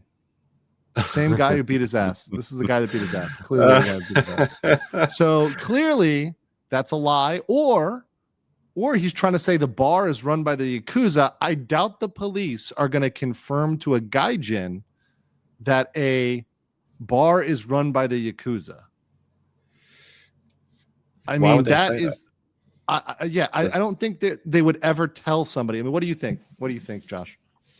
Oh, why would the police give this exposition? Like, oh, did you know that you're meddling with, like, this is like some video game logic. The police, no, they just take your statement, they try and get you to say things. They don't give you free information that's just like, wow. No, come on now. Especially not to a gaijin, especially not like unnecessary information like that. Why would they say that? Yeah, and now that I know, like, this guy works at the bar and his girlfriend brought them to the bar, they were getting worked. They were marks. They saw that they had money to spend, and they got taken for all they were worth. At least that's what would have happened, I suppose. Yeah. But they didn't get theirs anyway. And I will put the poll in the chat. You can vote now or later. Do you believe Goggins' story? Yes, no, or I'm not drunk enough. I'll leave those as the options. Let's continue to kind of finish up this part of the story. I think there's another piece. So the individuals weren't part of our conversation and had no reason to attack us. Well, that's not true. They were in the bar earlier. All of us were simply having a friendly conversation, joking around. We didn't provoke anything, which they did actually. They did. We were invited to the bar by, and he'll even admit. So in this next paragraph, he actually admits the provocation. So it's really interesting, internally inconsistent. We were invited to the bar by a staff member, and there's video of him leading us inside after we ate. So that kind of goes with this was a scam bar where he was getting worked, most likely. So that's probably why. I mean, I don't want to disparage this bar. They're probably a nice place. No, this is what it sounds. This is what it sounds like. Sorry, it could be a nice bar. Yeah, sorry, I do apologize. Let me retract my statement. Scam. It's a bar that is trying to push its business, right? Because there are bars where there'll be people out front, and sounds like some creative marketing. Bring you inside. Okay, hold on. I want to answer this in the chat because somebody brought this up. Josh. Is gaijin a slur? Do you consider gaijin a slur? Are you offended by gaijin at all whatsoever? No, of course not. Are Japanese expats in Japan and really in Japan offended by the term gaijin? Americans maybe, because Americans are looking to be oppressed, and the only people that I've ever heard being offended by it were literally Americans, and they were trying to find some like they wanted it to be like the N-word or something, so they could feel like, oh no, you can't say that, but no. No one in Japan thinks it's offensive, and it's only specifically Americans that seem to find it offensive. Obviously, you can say the longer gaikokujin, but everyone just says gaijin. And that'll probably, I live in Osaka. It's more casual. We always just say gaijin. Maybe if you go to Tokyo, they might say it a lot larger, like gaikokujin or something. But that's just a regional difference. I've never heard of anybody who lives in Asia who is offended by that ever. One single person. The only people that are offended by that are Americans who have either been there once as a tourist or not very long. And I'll play the VTuber clip because we do have a VTuber clip for this. Excuse me, sir. What is your ethnicity? I am interested in calling you a slur. All right, that one's and I openly, I mean, once again, you got to understand the context of these words and how they're used and whether they're used in a derogatory manner or not, right? A lot of these are not used in a derogatory manner at all whatsoever, and the way they're used is not derogatory. It's context. Asian Dragon said on the kick stream it showed their location. Oh no, sorry, it showed the location on the upper left that they were in Sapporo. People of Japan are very simple. They do not take jokes. They're very, very serious. Yeah. And I think they're serious about this because it's hitting national news. Talking to, folks, I think I talked to Max, our Japanese friend, and some other folks in Japan, and they were saying, yeah, they saw this on the news, and this is something like the nuisance streamer issue is getting real traction, like in the national news of Japan. So people are, more and more people are knowing about the nuisance streamers and the kick streamers. Well, yeah, it's national news at the moment. Yes. Yeah. Patrick Elza for 10 says, I have on occasion been accused of having hard R strength. Thank you, Patrick Elza. Tommy Elkin, a new member, welcome. Appreciate you, Tommy. Thank you. Dolby Zach says, Japan react to foreigners is related to immigrants and illegal refugees taking over Saitama City as well. People are scared. Johnny accelerated the sentiment here. Have fun in TKO. Do you know about the Saitama City situation? I do, but only tangentially through that guy that pretends to be a Japanese guy. He's always talking about Kurds and Saitama. Colonel Otaku Gatekeeper, who is a fake Japanese person who lives in England. So because he's talking about it so much, I have reason to believe it's probably not as big of an issue. I have definitely seen signs, though, that were in Kurdish saying, like, don't piss in the street and stuff like that, though. So sure. There are these groups of immigrants that come in, and they usually localize in various areas, or they live in company housing and stuff. So they're all kind of in the same block. Maybe their difference of culture is clashing with the locals. I haven't heard of it as like an invasion or like as a big problem. This seems like a very local thing, and probably not as bad as people lead you to believe. Asian Dragon says gaijin is basic slur language thanks to Fast and Furious Tokyo Drift. Really? I didn't even. If they say it's a slur in that movie, that's probably where everyone's getting their opinion from. Oh god damn it! That is okay, guys. That makes a lot of sense if that's the case. That is the lowest IQ place. I mean, that is. Tokyo Drift's like a guilty pleasure movie. That's kind of it is a guilty pleasure. Actually, I like Fast and Furious, but I'm not using my brain when I watch that movie. I'm not watching it for deep thoughts. I'm watching it for cars go vroom vroom. Like that's why they call Fast and Furious in Japan. What do they call it? It's like Wild Speed or something. Wild Speed. Yeah, and something like Resident Evil is like Biohazard. Oh yeah, Biohazard. I know Biohazard. I know it's Biohazard. That one I knew. King Lugia for 30 Malaysian ringgit says, first of all, Golden Shower ASMR stream. Yeah. Next, Braddy Succubus Johnny Somali needs cabbage-induced correction. Lastly, will you be reacting to the chat versus Snow White trailer for part 1 to part 3? I have to watch that one again because I've seen lately this one. This is pretty. Yeah, I've been getting into chat music. It's pretty good. Okay, let me watch that off stream before I'm pulling it up. I'm pulling it up right now. One of the quotes was like, "If this was shown on a plane, I'd walk out." Okay, that's pretty good. Okay, I will watch it off stream and then I will react on stream. Okay, I just want to make sure we're kosher. Okay, appreciate you. Aries Moriandi for 2 Aussie says, a gaijin is an aesthetically beautiful word, very sexy. I don't have a problem. It doesn't offend me. Like, if you just look at the root of the word, guy just means like outside, and jin just means person. So it's just outside person, outsider. I don't want to say gaikakujin, and I don't want to say foreigner. That's too many syllables. I want the short version. Gaijin's it, and it's fine with me. I mean, I think gaijin just be exactly the same as like farang in Thailand, right? And yeah, are you offended by that? No, farang is not offensive to me at all. Now, you can say it in an offensive way. Like, you can say any word in an offensive way. Like, oh, you're a Kiwi, or oh, you're Kiwi, right? There's inflection, right? You can put an inflection in your voice, that is like damn dirty farang. Like, if you said it in that way, then maybe yes, I would think it. But that's based on your intonation and contextualize. It's not blanket bad, but the meaning actually is a little bit different. So farang specifically applies to like Western European and white, typically, or just European American foreigners. It can also apply in the US to Black, Hispanic as well. But they have specific names because it's Asia, and we have targeted Asian biases for the country. So like Ipun is Japan, Gaoli is Korea, Jin is China, right? So they have very specific words for the neighboring countries and the ones that are around. So so they have separate stereotypes and ideas for those countries, right? Fat Factor for 10 pounds says, the Geigen guy is so dumb, police won't get involved if you say the bar is Yakuza run. Yes, anti-Yakuza laws are strict, but they stay well away from anything Yakuza related. Well, that's not even the situation, though, because he said the police told him that it was Yakuza thing. Yeah, that's literally what he said. Look what he says here.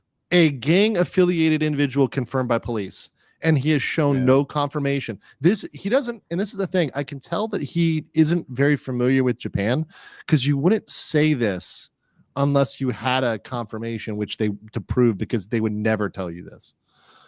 You're not special. This is not a special scenario. Like that little kid that had the bottle, I was going to bottle him, which is very near to my dear in my heart, being from Australia. To bottle someone when they're not paying attention. No, I'm just joking. But that kid does not look like a Yakuza member. And did I ever tell you this? I had a Yakuza member come into my workplace once when I first went to Japan and I was teaching. Actually, that was the funniest day. Yeah, people ask me on locals, do you have any? Hearing the word Disney, are there any updates on the mouse? This is not owned by Walt Disney Corporation. I'll tell you that. They do not. Japan plays fast and loose with Western copyright law. Yeah, have you been to Thailand? That's a great thing. Well, there's a Laura Croft bar, there's something like, wow, this is really crazy with copyright. The way a lot of foreign jurisdictions interpret it is, if you're not in the same industry, and it's not considered an IP infringement. So if you're let's say you're EA Games, but you produce tacos, like they're not really gonna, or like your Electronic Arts and you produce tacos, they're not really gonna care, right? Or like Microsoft, but you produce softballs, they're not gonna consider that an infringement. And not only that, but they've got to bring in action in local court, which can cost millions of dollars, and then they can also still just tell you to F off, right? They have no obligation to enforce your IP. So very interesting. Ryobi says, I've seen League players who have more balls than these, and that's coming from a Dota guy. Oh my gosh. I think it's the internet tough guy thing. I mean, that's my opinion on it. I mean, they're absolutely, at least in the clip that you played before, they're absolutely getting aggressive. And if you have these guys that are loud, noisy, they're filming, and you force them to leave, and then maybe the girl mentions like these guys were hitting on us, or he said let's go to a love hotel. It makes perfect sense why they would run out. I mean, not that I'm condoning this action, Right. It is very funny to see, but it perfectly makes sense to me. Yeah, if he said, "Hey, I'm gonna go to like take you to a love hotel," right? Yeah, like that detail may have been like learned after they'd left. Like he's already mad at these guys enough to the point where he's going to beat them up and throw them out of his bar. And it's like, oh, he was trying to force us to go to a love hotel or something. Then it'd be like, well, shit, let's go beat the shit out of these guys. Yeah, that's gonna be a problem. You know, they're gonna try to beat the shit out of you if that's. I'm sure the chat probably knows, but just in case there isn't anyone, like in Japan, because there's pretty bad soundproofing, typically people go to motels or like short stay hotels for like an hour or a night or something, and they call them love hotels. It's just where you go to do the deed, because a lot of Japanese people when they're younger, before they're married, live with their parents, and if you've got paper thin walls, there's nowhere else to go. And honestly, like the hotels are really quite nice. I've taken a nap. I have multiple times during the day used a love hotel to take a nap because there's a gap between like check-in time and checkout time. Like Japanese will say check out at like 12 or 11, and then you got to check in at 3. So I'm like, you know what? I'm just gonna go sleep at a love hotel because I want something for 3 hours and I need to sleep because I'm hungover. Yeah, it's like 2,000 yen an hour or something. It's not a big deal. And they usually have a lot of amenities. Usually have like a jacuzzi. You probably get like free drinks. Like the Balian. Have you been to the Balian? They have like an entire like. I went to the Hotel Alps. The Hotel Alps in Osaka. Okay. Yeah. In Dotonbori. Yeah. That was. I blame you for that one. I blame certain bars for that one. Michael Schmidt for 10 says thank you for the 10, and then also says for €5. Thank you so much. Hallo wieder aus Deutschland. Greetings from Deutschland, all fans. Thank you. Greetings to you. I hope you're doing well over there in Germany. Appreciate you. Ryobi says Gangan is becoming the Niji with the statements. True. Dolby Zach says that early morning support must have been after hours and tough barn owners, co-league bouncers, wrong place, wrong time. Well, let's finish the story. So here he says in this, some claim I instigated the situation, but I only took off my jacket after the guy grabbed my phone. He went like this. He went like this and like roostered up to him and like got in his face. I did this to prevent a fight, not start one. How does that make sense? It's like facing a bear. You act strong to make them back down. When he was running away from the 40-kilo Japanese man, is that acting like a bear? Yes. What is this guy talking about? Holy shit. The footage shows I don't want to fight. Wait, what? Isn't that internally inconsistent? If you took off your jacket to be like facing a bear to act strong, you're acting like strong, like you're gonna fight. That taking off the shirt is the universal language for let's fucking go. For let's go. Yeah. It works in every country. You yell at someone, then you take off your shirt. They know what's going to happen. I don't know how many bears he's faced, but this is the part that I just can't believe that, number one. This guy's self-snitching and admitting that his bark is worse than his bite. Right, that he doesn't want to fight. He's just a talking tough. Yeah. My goal was to de-escalate and leave. What? If that is his form of de-escalation, once again, this is spinning a narrative that is completely unsupported by the video facts. Also, calling them beta to their face, right? Like they're like right there because clearly, like they're right behind him. They literally, he calls them beta, and within 2 seconds, he's being attacked. That's not de-escalation, in my opinion. I know my attempt backfired. They saw it as a challenge, but that doesn't justify their actions. Well, now in America, that would be provocation, and you would not be able to claim self-defense. There'd be no self-defense there because you provoked them. So, yeah, that clearly meets the elements based on the video, based on everything else. This is all your internal mental justification afterwards, based on the facts of the video. Nothing supports this being anything but a provocation. We left quickly, but the guys chased us with a glass bottle intent on attacking. Some suggest these situations only happen if you provoke Japanese people, but like anywhere else, there are bad individuals, just like foreign troublemakers like Johnny Somali or DBR, so trying to separate from Johnny and DBR. Cause trouble, there are criminals in Japan. You can't generalize based on bad apples. I've had great interactions with locals in Japan, and it's my 5th time here, but these attackers assaulted me on camera while I tried to run. It's important to understand Japan's strict self-defense laws, especially for foreigners. If I had fought back, I would have been the one in trouble, as self-defense laws in Japan are strict. Any retaliation can be seen as escalation even when defending yourself. It doesn't matter if you're attacked, you risk legal consequences. That's why running was my only real option. Defending myself could have led to arrest and charges, even though I was the victim. They assaulted me and stole my phone. So let me be clear. Why would you include this paragraph, though? Because this is just, this entire paragraph isn't really necessary, because it's just basically saying, this is why I didn't fight back, I'm not a pussy. Right. In this whole paragraph, while it's correct, you cannot fight back in Japan, right? There's no self-defense laws aren't really not there in the same way. It negates everything that happened up here. If you knew that there's no self-defense, you shouldn't be acting like you're facing a bear. That only works if you can follow through. People know when you can or can't follow through. And if you knew that the laws are like this, and you knew that, and you were super smart, 10,000 IQ, then you shouldn't have done this in the first place. Furthermore, you should have immediately, when the guy approached and said it was their girlfriend, you should have gotten out of there. Because if you know that if he tries to fight you, you're going to have to back down, just leave it, right? And I'm gonna watch the clip in a second of what he says is the girl, showing interest. We'll watch it. Right, it's we'll a clip, though. I want to make it clear that I'm not affiliated with people like Johnny Somali or DBR. So this is the second time he's mentioned that, which means his true concern is being associated with Johnny Somali and DBR. Nor do I condone their actions. Unfortunately, due to all of them, all foreign streamers get unfairly grouped together even when innocent. That's not true. I have not covered any streamers who have not done anything. There are plenty of innocent streamers that don't get coverage from me, don't get coverage from the mainstream media, don't get coverage from newspapers. It's specifically streamers that are doing acts like DBR. And in this case, acts that seem like there were steps that could have been taken to prevent or avoid the situation. I worked with police and showed them the full VOD. After reviewing, they confirmed I'm innocent. Would police do that? Would they confirm they're innocent, Josh?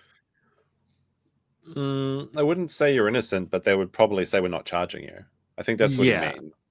If they'd said that, they would say we're not charging you. And the criminals were guilty. Yet some are still twisting the narrative. What's worse is Asmongold. Oh, it's evil Asmongold. He's trying to spread false accusations of sexual assault. What happened to me isn't justified. So he does post the clip. So this is what he says. But and once there's again, a bit of an issue with this is because if the other people are criminals, then they've committed a crime. Where is the action coming against them? If he's the victim, is he charging these people? Why not? If he's not? And also he's now defamed them. So he's now potentially committed a crime. So Goggin, if this person isn't a Yakuza, if you can't go and prove that this person is a Yakuza, because you called him a gang member, you called him a member of the Yakuza, and you also called him a criminal. So you've now defamed him, which is a criminal offense. I don't know if you know you did that in your statement there, but you defamed him. That's a crime in Japan. So if you cannot prove that objectively, he can sue you, he can bring a claim, he can bring a civil claim and a criminal claim against you for defamation because you've slandered his image. In fact, even in the US, he'd be able to bring a claim there because you called him a criminal, which is very silly to do, right? Unless you've got substantial proof, which we've seen none of. So here's the clip where allegedly there's consent, quote unquote consent. So this is the consensual kiss.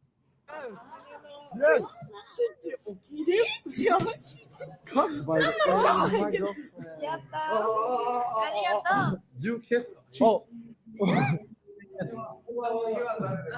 By the way, there you go. There you go, chat. We're next. Two. Yes. She kissed me on the cheek, by the way. He is a very amusing chat. Yeah, and the chat is it's very colorful. It's very colorful names here. Very, very interesting there. But yeah. So what do you think about that? Does that 30-second clip or whatever 15-second clip, does that absolve him there, Josh? No. And like there's some other like body language things I'm seeing there, like she's hiding her face with her phone. Right. So it seems like she's not exact. I don't know. It's like, sometimes she's you meet not people... fully down with being filmed, right? She's not fully down with being filmed. So could that be a bar girl who doesn't want to be filmed? I mean, Could it be a bar girl? I think that's the thing that makes the most sense to me. Like, why would she take him? Why would she take him to the bar with her boyfriend? That makes no sense. If she was down to clown, why wouldn't they just go directly to the hotel? There's drinks at the hotel. Hotels all have a mini bar. They all have like convenies outside them. If this story is like actually accurate, then I don't think that. I mean, maybe even if she's not just trying to extract money from them, maybe that was the biggest clown that she wanted to take and show her friends. Like, look at this little interesting person that I found that we can all have a bit of an interesting story about. You see that quite a lot in, like, at the end of a night of drinking. There's a lot of Japanese people are a lot more friendly, and you're like, you'll chat to them at the ramen shop or something, and they can be a bit giggly. But I think he's misreading the situation. Yeah, I don't think that necessarily means that the girl was like in love with you automatically, right? Oh, he's got a 30-minute video he just put up on his YouTube. He told me to watch it. I'm like, yeah, okay, I'll watch that later, bro. He just messaged me. Oh, so I do have another thing, and this is kind of a very interesting cultural thing. Now, I'm not going to make too big of a deal of this, but so we were talking. He sent me an email with this information. He sent me a message with this information, and told me to look through it. And I said I would, in good faith. I'd look through his version of things, and I think I gave it a fair consideration. But I was talking about it, and all of a sudden, because of course it's well known, I've been following Johnny Somali and Johnny Somali's people. All of a sudden, Josh, I get a message from some people that, of course, because I have people all up in Johnny Somali's shit, and I get a copy of my DMs, and I'll show this real quick. I get a copy of my DMs because now it's been public. This has been publicized in Johnny Somali's Discord. My DMs with Goggin in Johnny Somali's Discord, right? Interesting. Let's see. Right. So I say, this is just part of it, but I would said here, thanks for DMing me. Let me take a look. If you check things out, perhaps we can do a one-on-one pre-recorded interview. If you clear things up, pre-recorded, I will not edit out, just edit out anything that would trigger the algo. It's sensitive. You have every right to give your side of the story, right? He has every right. That doesn't mean I will believe him, but he can tell his side of the story. Yeah, sure. I'm working on a YouTube video on my side as well. That may help. I read your tweets. I read your tweets, and I'm happy to talk one-on-one. Awesome. I'll let you know after I've done my video. And then Johnny Somali's people know. So, with DM leaks, it's always funny because if it's not, there's two people. So it's like the other person clearly did this, right? It's not a group message. This isn't Nick in the flash chat, the flash chat messages, with the flash message with Nick. Why is Gargan sending this to Johnny Somali's Discord? Well, he's not affiliated with them? So the answer I got was, well, I'm doing this interview because this is me paraphrasing. Right. I'm doing this interview because my Discord told me to, and I do what my Discord says, so I put this in my Discord. So I guess he put it in his Discord. Okay, so there's someone in his Discord shared it to Johnny Somali, allegedly. But to me, like, you're a man of the internet. Is that not? And he came back and told me, oh, well, I don't see why that's a problem.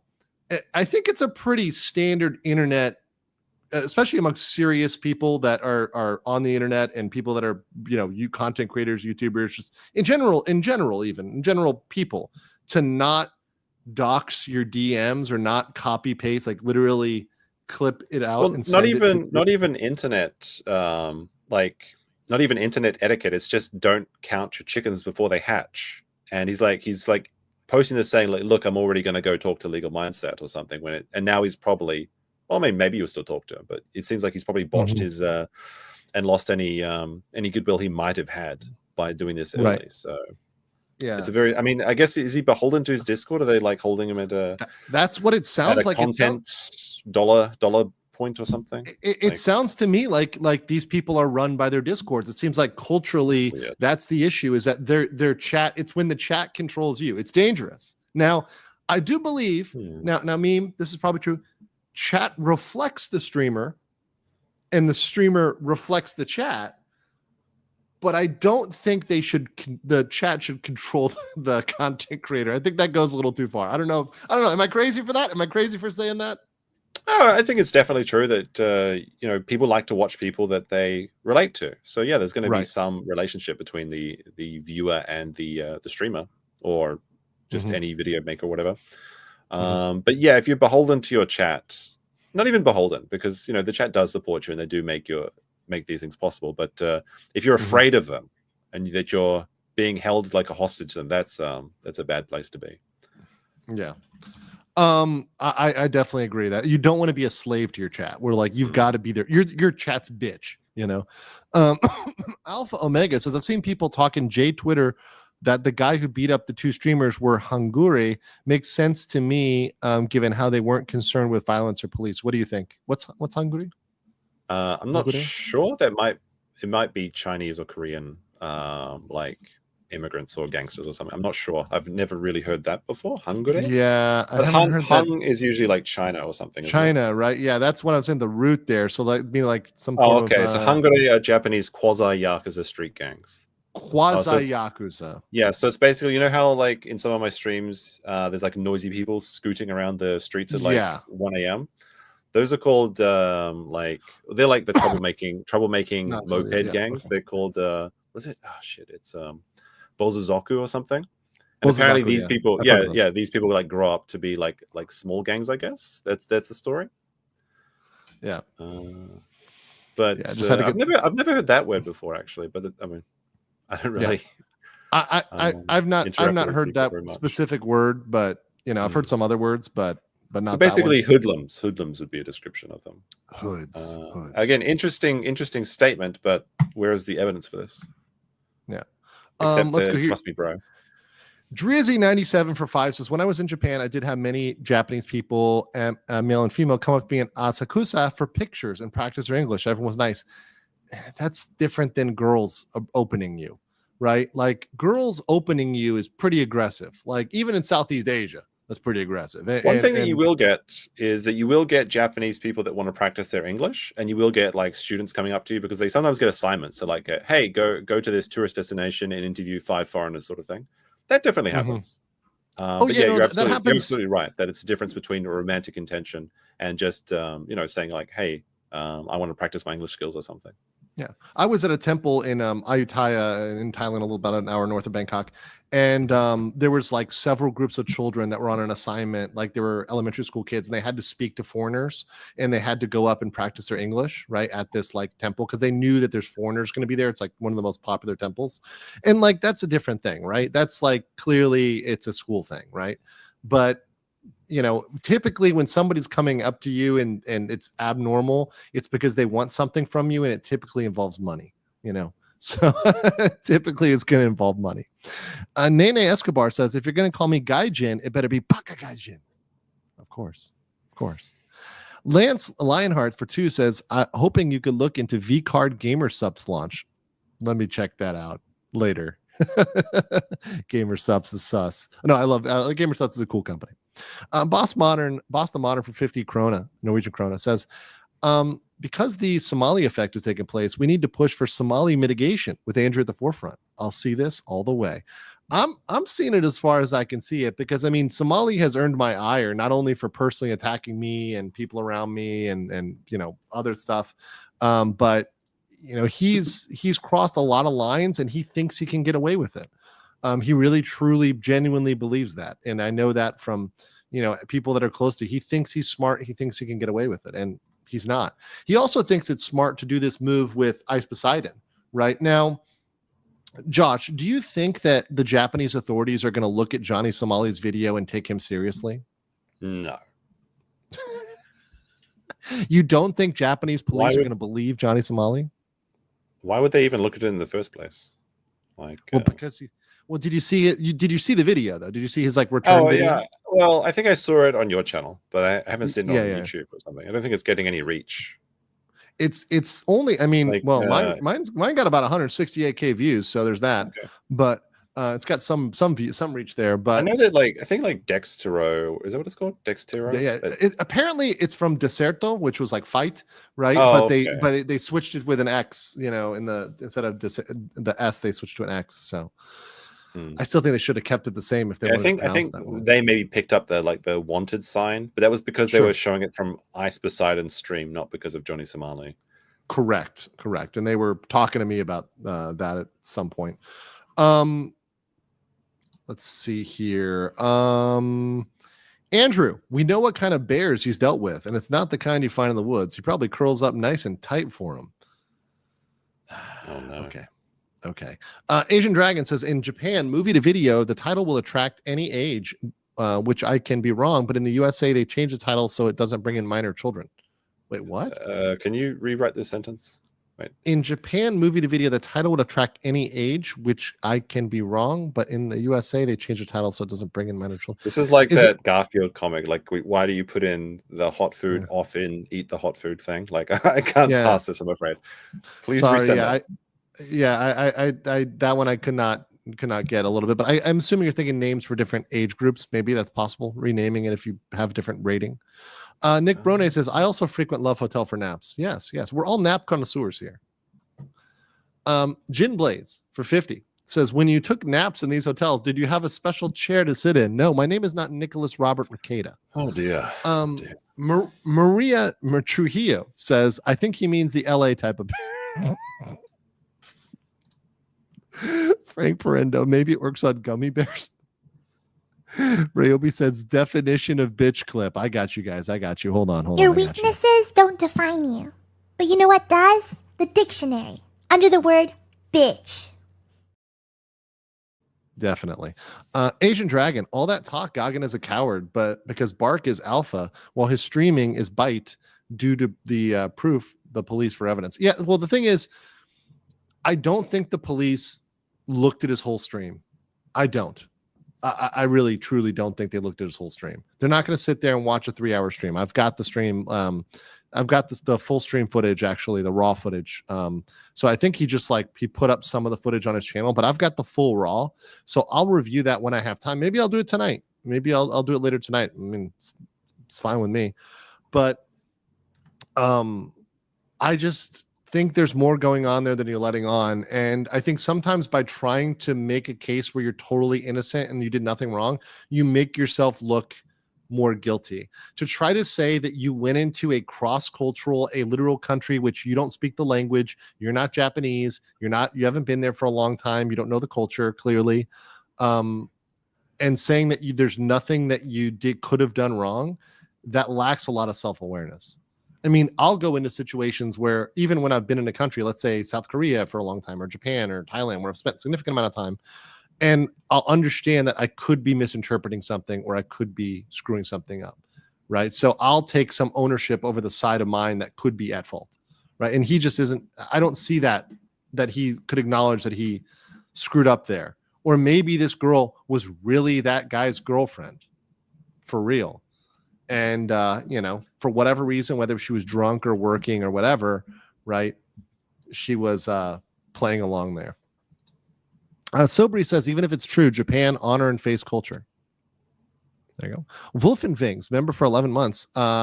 Thinking with this guy all around. 39 IQ. Yeah, well, maybe. Tosca for 50 says, enjoying a cup of tea while listening to this. Cool. Nikki P says, I don't know, legal mindset. We got you dancing in the palms of our hands. I am a little bit of a softie for chat.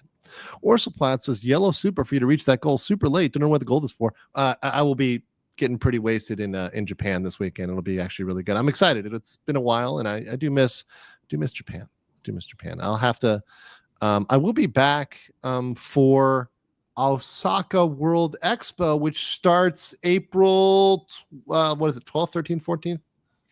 Yeah, something like that. It's pretty close. I should probably know this. I've got a ticket. I need to look when my ticket is good for, because it lasts a long time, but I need to know when I need it. Yeah, you should probably check that. Well, I don't think it's going to be that. But I have to stay in Thailand for Songkran, which is the weekend of 12th, 13th, 14th. I've always missed Songkran, which is the water festival here in Thailand. I'm always traveling. I'm always somewhere. So this year I pledged to be in Thailand for Songkran, finally experience it. But after that, I may head down to Osaka to redeem that ticket and hang out with Josh. Dolby Zach for 500 yen says, Hungary is the Rough Hells Angels team? Okay. Yeah, like a biker gang turned like small time crooks. Hoodlums. Now, I think this is true in Australia as well as many other countries. Even Thailand had this problem. Foreign biker gangs are often getting banned or highly pursued because of certain criminal activities that have gone down with biker gangs or bikies, I guess you call them in Australia? The bikies, yeah. Yeah. I mean, I probably couldn't tell you too much about that, but it's certainly like there are certain establishments, like a lot of bars will say like no gang patches, no face tattoos, none of this stuff to get in because they wanted to exclude them.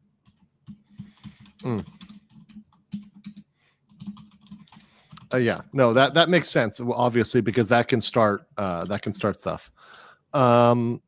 Drifting Cat for 5 Singapore says, question, if they decide to FAFO further, more daring or vicious individuals will be after them more than men in suits.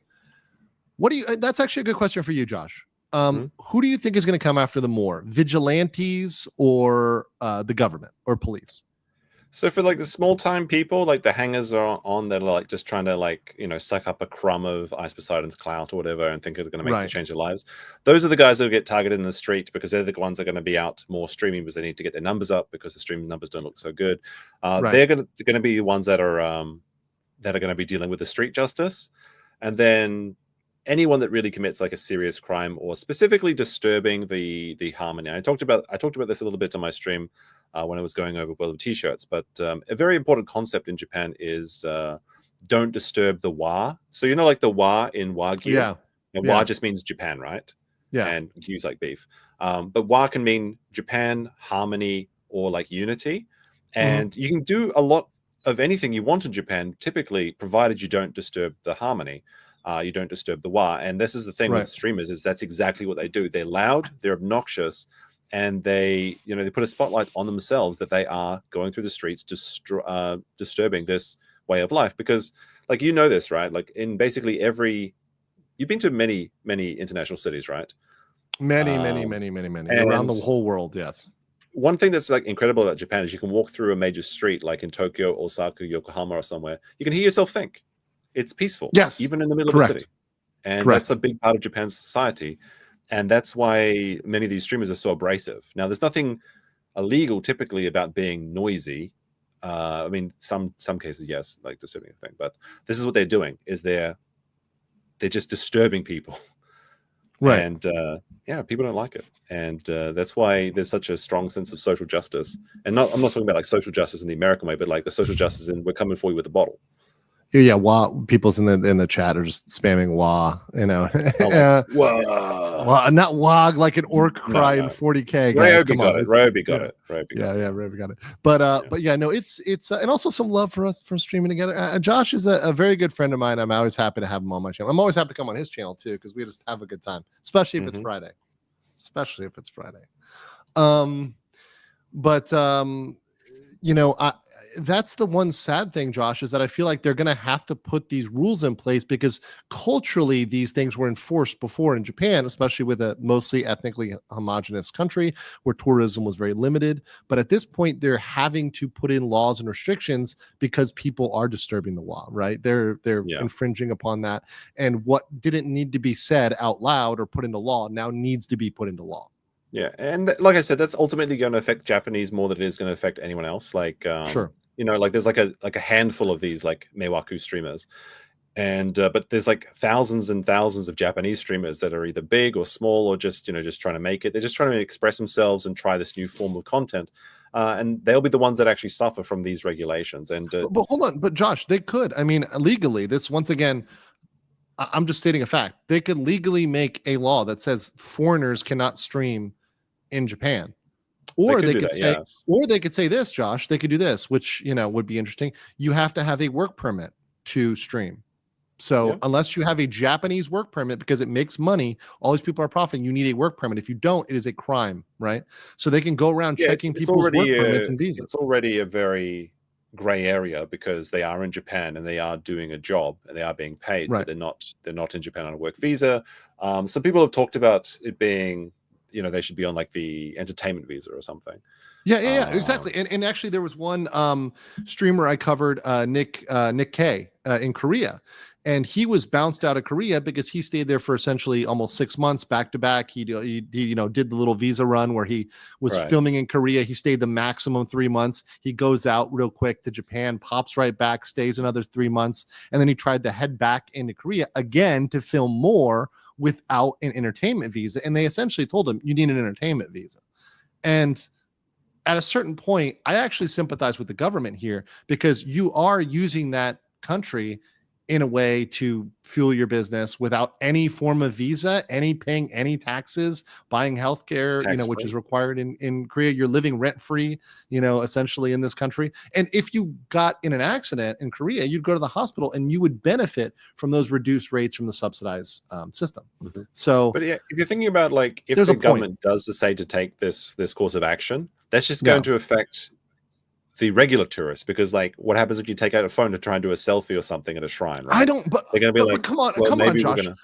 Realistically, I don't think they're going to arrest the guys for selfies. I think they're going to arrest them for when they see them with the boom arm, because all these streamers, they have the same setup, the boom arm and the thing. Like that's when they're going to say like, hey, come on. But for some actual like quantifiable change that we've already seen is that places are now putting up signs, no video recording in this establishment. And maybe that's for the best, honestly, in some places, because sometimes you just want to go into a bar and like have a quiet moment and you don't want it to be recorded. You don't need to broadcast everything you do in your life.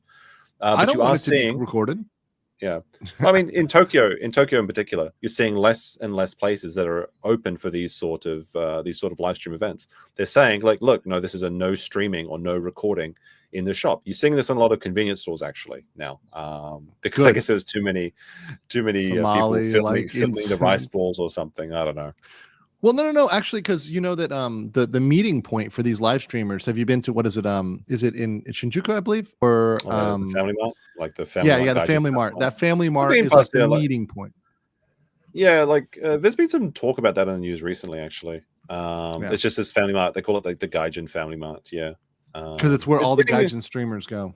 Yeah, well, something silly will happen actually with that. I think very similar to how people kept going to that Lawson's near Mount Fuji, and they put up the big sign instead of just charging admission or something to take a photo there. There is Japan is definitely behind the times with dealing with these new avenues of life and work and things like that. But it's not just for like the foreigner stuff as well. Like you notice that area in Shinjuku where the homeless kids, the Toyoko kids used to hang out. Yeah, Toyoko kids. Yeah, they actually put like a big fence around that and then drove them all out. Well, here's the thing, but they'll just move everywhere, right? So yeah, that's the thing. Where are they moving now? Yeah, that's they'll move somewhere else and they'll end up somewhere else. It's a very funny solution, but it's obviously temporary. Ryobi says D is for the green horde. Wow, you gets. Thank you for that. Danny says for 40 time bot, do a Song Krong fan meetup. Love to fight. That would be fun. That would actually, a Song Krong meetup would be kind of fun. That would be pretty fun. Artemis says Josh is from down under. Has seen any drop bass? Have you seen any drop bass, Josh? You gotta be careful. Those drop bears are carnivorous. Dangy buggers. For Tybot. Remember last year when Johnny Somali got swarmed and confronted by a bunch of Japanese YouTubers, including an ex-Yakuza member? That was the Guts guy, I believe, right? Why aren't they doing the guy that was like cosplaying as that like Kimetsu no Yaiba character? Was it Sengoku? Or something? Yeah. Why aren't they doing it to them now? Well, I don't think these guys had hit the news until very recently. And mind you, all of them that have hit the news, except for I believe Goggin, have fled. And if I was Goggin, I would flee too. I'd leave right now. I mean, dude, you're already, and I know I think he's watching, or his fans will be watching this. You've now, I mean, unless you have solid proof, which once again, you're a foreigner in Japan. Good luck defending yourself and how much it's going to cost you thousands of dollars, by the way, minimum, in court with Japanese documents against a Japanese person that you just defamed, right? So I would be very careful with that. I'd be very careful with your public statements and be very careful with your stuff. I mean, once again, if you've got rock solid proof, that's fine. But, it's a very sticky situation. Also, with DBR and World of T-shirts and just the whole shadow of Somali, I generally think this whole idea to come to Japan, even though they were trying to quote unquote spread positivity and be, and apparently according to what the Ice Poseidon group says, they're there to be positive and fun and not bad, but it's just bad timing. It's in my opinion, Josh. I don't know what you think. Yeah, it's like one thing after the other. World of Shirts got out. Probably they got in and got out. That's good for them. He pulled a Gino. This is the wrong time to be causing trouble in Japan at this moment. Yeah, it's not the right moment. Not the right moment. Let's see here. Qui-Gon Singh says Gagan says the two dudes are Yakuza. Yakuza don't behave in that manner. Yeah, he didn't say specifically, he said gang affiliated. So I guess it could have been a Chinese or Korean affiliated They gang, look like kids to me. They're probably like 18 or 19 and they work in a bar. But once again, the guy, this is what I don't get. Why would they say that? And when it's easy to confirm through a very public profile that the guy works at the bar, right? He's got it in his Instagram profile right here. Boom. This guy right here. You can pull this up yourselves. BYKM77, right? Works in Bar Disney, right? Very public information. So easy to find. Disney, the notorious Disney gang. They're the toughest. I mean, I did cover that for a while. It did give me some subscribers. All right, Hard Brown Bush, this is for you for 320. It says, translate that for the audience. Yeah, it says Godobres Zagol. Suffer Johnny Samari. Suffer. That's pretty good. That's pretty funny. That's a good one. That's a good one. Oh, that was good. That was good. That first 742 for 500 yen. Today I discovered that the local Lawson had to put Kuji gifts? Kuji goods? Kuji goods. What's Kuji? Behind the counter because of an incident yesterday with a group from Australia. Kuji good. I mean, like he's in Japan, so Kuji. I mean, it's probably like Kuji. It could be lottery tickets or something. Maybe lottery. Okay. Kuji. Oh, it's like. Oh no, sorry. It's like an anime or something. Okay. Like anime merch. Kuji One Piece character. Okay. That makes sense. Australians would be doing that. Like, yeah, because like when you go to a lot of convenience stores, they have like these anime figures that you can buy like right then and there or whatever. Yes. So I guess the Australians are getting their dirty mitts all over them. I mean, it makes sense. I mean, Australians do have some pretty dirty mitts. I'm not gonna lie. So let's see here. And then Dolby Zach for 500 yen says no video at proper bars in Tokyo for privacy. I may be taken drinking with a girl. Bars are keeping us very safe. Have a nice time in Japan. Yeah, I mean, once again, if you're at a girls' bar, specifically a girls' bar, once again, they're not prostitutes. I want to make that very clear. They're not prostitutes. However, they don't want their face everywhere, right? Plastered everywhere. And then there's a lot of people, who reasonably are working jobs that don't want their face everywhere. Well, Japanese people in general have like a very strong sense of privacy. Like a lot of them, like when we were kids and they were like saying, don't use your real name online sort of thing. Like they're very much Japanese people believe that even to today. If you ever use like a Japanese dating app, not that I have in a long time, but you never see people's faces. It's always like a picture of a dog or the back of their head or a bowl of ramen. Japanese people, and this is one of the reasons that Facebook has such a difficult can confirm is that people don't want to put their face and their name on the internet. They're worried about doing that. So like the fact that people are going around streaming, and again, it's largely because people don't understand what streaming actually is. They probably just think you're recording a video to show your friends back home.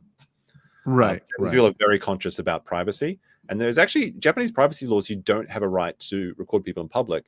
Now, typically, it's not a problem, but that is the letter of the law, and that's one thing that was really annoying about the DBR footage in Hokkaido, is that he's like, "This is a public place. I can film if I want to."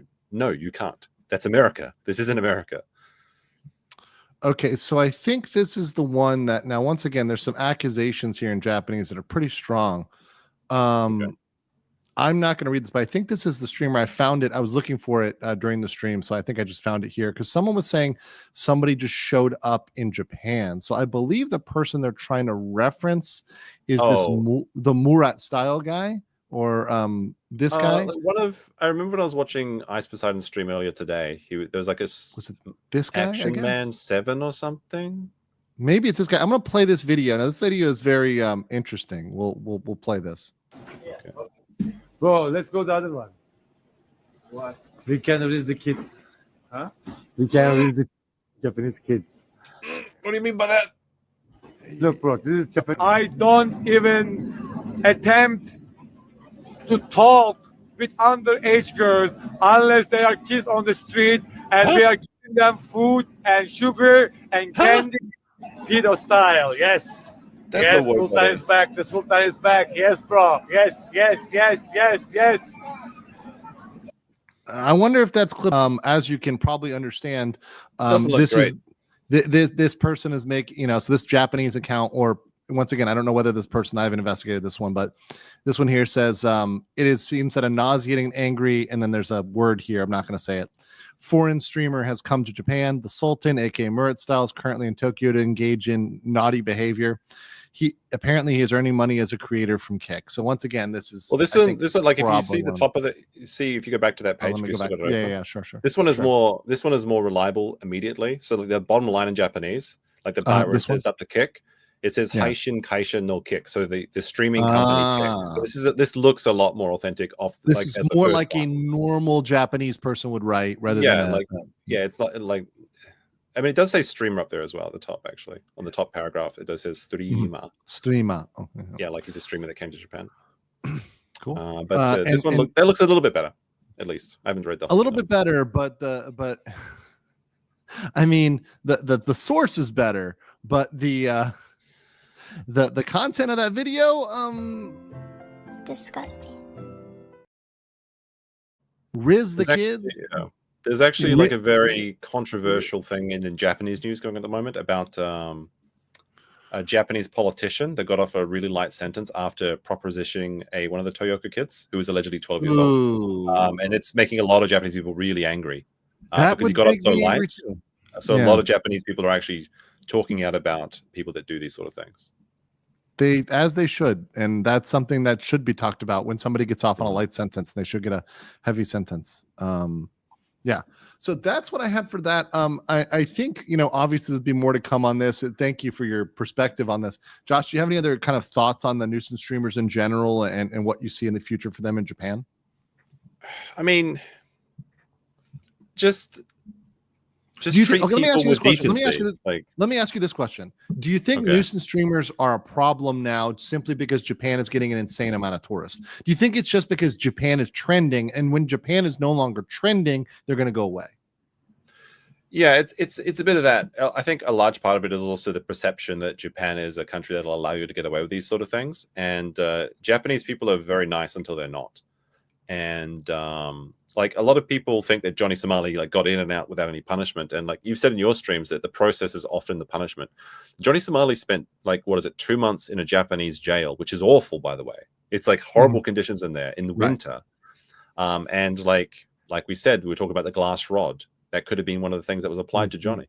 To be clear, they can probe you with a glass rod. I'm just going to be. We're over 2 hours. If you're smuggling anything into your check if you're so they can check if you're smuggling with a probe, a glass probe. Okay.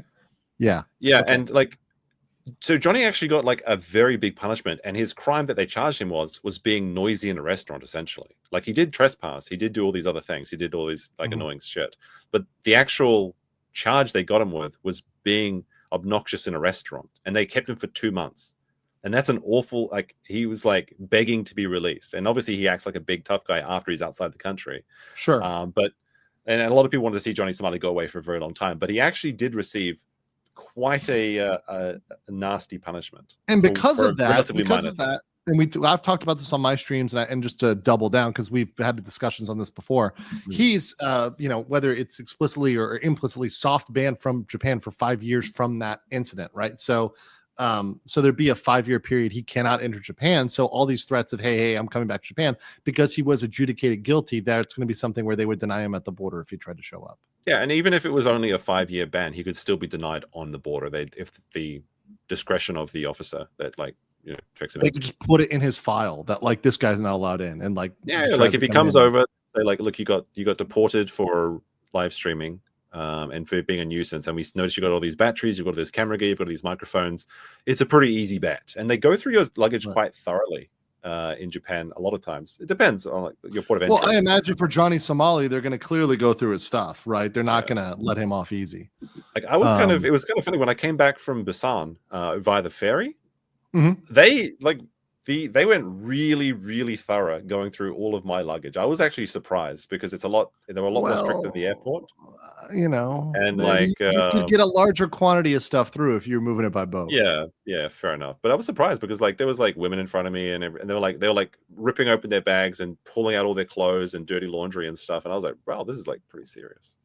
Well, shady stuff goes on in those waters. To be fair, yeah, it is the land-based or the sea-based entry is a bit easier to sneak things through. Speaking of based, if you guys want a base take on visiting Japan and all the best food, folklore, and travel tips, please head over to his channel over here. He's got some amazing videos. Video on Hiroshima.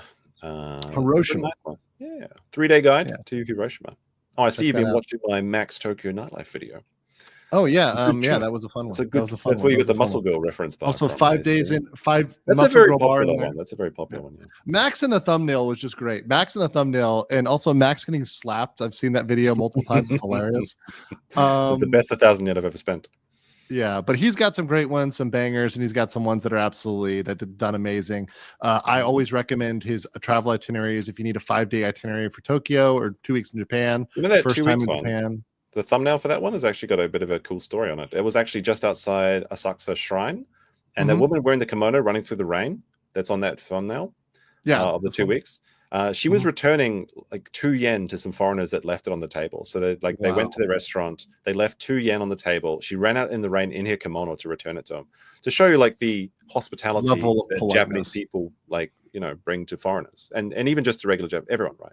So like these are very nice people. These are people that they just want to do their own life. They want to get through their lives. They don't want to be disturbed. And the sense of Japanese hospitality, like omotenashi, is very strong. So, don't come over here and take advantage of that. If you want to come over and stream, feel free to, but just, it's not your house. So take off your shoes. That's a really good way of putting it, because you're in their house, so you play by their house rules, right? And the house rules are not hard to follow; they're very simple. If someone like me can follow them, you can follow them too, guys. It's not that difficult. And then if you want to be, so that's his kind of not nice channel. If you want his naughtier channel, or perhaps a little bit funnier channel, you've got Meme Copium over here. You can check out. Well, essentially, it's kind of evolved to the point where I'm just streaming exclusively on the meme channel, and then I've got the regular videos on the other one about Japan, focused on Japan. So if you want to check it out, this one's real fun. I pop on there sometimes for some Fridays or some lives, so you can go check that out. Both of these channels will be in the description as well, so you can get both of those. And I want to thank everybody for being here. Also, thank you, Josh. Asian Dragon 456 says, "Hey, Kick streamer, do not talk to kids even on the street because you will be a SP." Oh, I see. So, Ryobi says, "Thank you for that." Ryobi for 3 months says, "This is an odd question. Does Japan have hard labor penalties like South Korea if they can't pay the fine while on bars?" Somewhat. I didn't. They do. I didn't know. I didn't know the answer to this. So this actually came up when we were doing a Friday stream, and we were looking at how Japanese prisoners. There's a documentary about, I think it's like a French guy that goes into a Japanese prison, and he documents his experience, and it's really quite bad. But one of the things that they showed that was kind of funny is that there is like prison industries, and they make cabinets that are really nice, and BP wanted to order one. They make shoes. Can they compel you to join that? Because in Korea, they can compel you to do that. Yeah, this is forced prison labor. Yes. Okay. But what the funniest thing is they make leather wallets, so you can actually order a Japanese prison wallet made by an actual Japanese prisoner. So we're looking up the website. It's actually very nice quality. By the way, somebody asked me in the chat, do not forget to show the results of the poll. The poll was for Gagan. Do you believe his story? And by and large, the far and away victory was I'm not drunk enough, with 49%, and 44% was no, and only 6% was yes. So that's pretty resounding opinion there. Once again, now he said, I've got this full video. Look, I'll take a look at it. I don't think that's going to change my mind, but I'll look at it. I'll see whether it was. I'll give it a fair shake. I give people a fair shake. But once again, I've been to Japan. I know these things work. We're talking to Josh here. Things aren't lining up with this being a situation where he was totally and completely not at fault here. I mean, he's a man that thought the way to de-escalate a fight was to take off your shirt and pose that you're about to fight. Like a bear. This man, that's his perception of reality. Does this man maybe not have the best grasp on what actual social cues are happening? No. I'm gonna take it with a grain of salt. Yeah. Kettlefire Charmer Hilta says, despite how harsh Japanese prisons are, I still don't think that prison sentence was enough, as he is still instigating Japan to this day. The last video by him can be also taken as a serious threat. Yeah, he threatened Japan. I mean, he threatened to come back and cause problems and do crimes. So clearly, I mean, yes, it was in the Japanese scope, it was serious. To them, they thought it was serious, but it wasn't serious enough for Johnny to change his life. I think that's fair to say, right, Josh? Well, yeah, I mean, he has nothing else as well. That's the thing. He has to do this. That's the really sad thing about pursuing this line of content, is that he can't become a nice streamer. He can't talk about politics or anything now. Like, all he can do is doing outrage content, because that's the entire thing his entire brand is built on. So he beyond has to that, Josh, the countries and do more stuff like this. It's beyond that. He's never going to be able to get a normal job. Yeah. Because even when you become a normal streamer, people will send shit to your job, to your work. I had people sending stuff to my business partner here down in Thailand, trying to, when they're angry at me, and of course they just laughed at some of the stuff. But, people will try really nasty shit when they don't like you. And Johnny has done nasty shit to a lot of people. And whether it's deserved or even undeserved, even if it's undeserved, they'll do it. But it's with Johnny's case, so many people dislike him that he is going to be haunted for the rest of his life by people that make sure that he is, he's stuck in this pattern. He's stuck in having to room with people like Hank, who may or may not be interested in, more than just his social media club. Yeah, that's unfortunately that's. I hope he gets a lot of practice in with Hank, because that's the only profession left to him after all of this. That's about right. Asian Dragon 456 for 499 says, would immigration officer watch Ramzi Khalid Ismail clip and put it in his record file so he can prove he is not welcome back to Japan? I mean, the one person I think that might be worth contacting is that woman, the vice mayor, who's the lawyer and submitted the complaint. I think she has real power and influence at the national level. That's everything I've heard about her, that she's like the real deal and actually has power. Johnny Somali's Discord hates her. They, make fun of her. They say, make fun of her being a woman and being older or whatever else. But she apparently caused real problems for Johnny, has a real distaste for Johnny. So she might be a good one to make contact with, and maybe I'll see what I can do there. I'm not sure about a clip, but if he lands in Japan with his passport, in his name, it'll be, when they ring it up on the computer, it's going to say this person was, removed from Japan from these circumstances. That's right. Yeah. Bologna Bonk says, I don't think prison wallet means what you think. These are actual leather wallets you can get made by Japanese prisoners. Yeah, I know what prison wallet means. Don't worry. Yeah. That's what Yeah. Ryobi says, remember the base long man. I'll do that as the outro. Don't worry. And Pepita, Dragoon, Wispo, Bucko, Jamsum, Sneck Fan, Memoru says, from comforting comfort women to providing comfort. That's about right for Johnny. That's about right for Johnny. Let's see. So let me see. Now, I've been a very bad boy, Josh. I am the worst at the redirect squad. So let's see who is streaming right now. We got a VTuber, and I've got Scott. Let's see. Send you over to a VTuber. I'll send you over to a VTuber. Fuck it. You get to make spaghetti. Okay. So, all right, guys. I will catch you guys all later. Hope you have a wonderful time, and stay based. Peace, guys. Long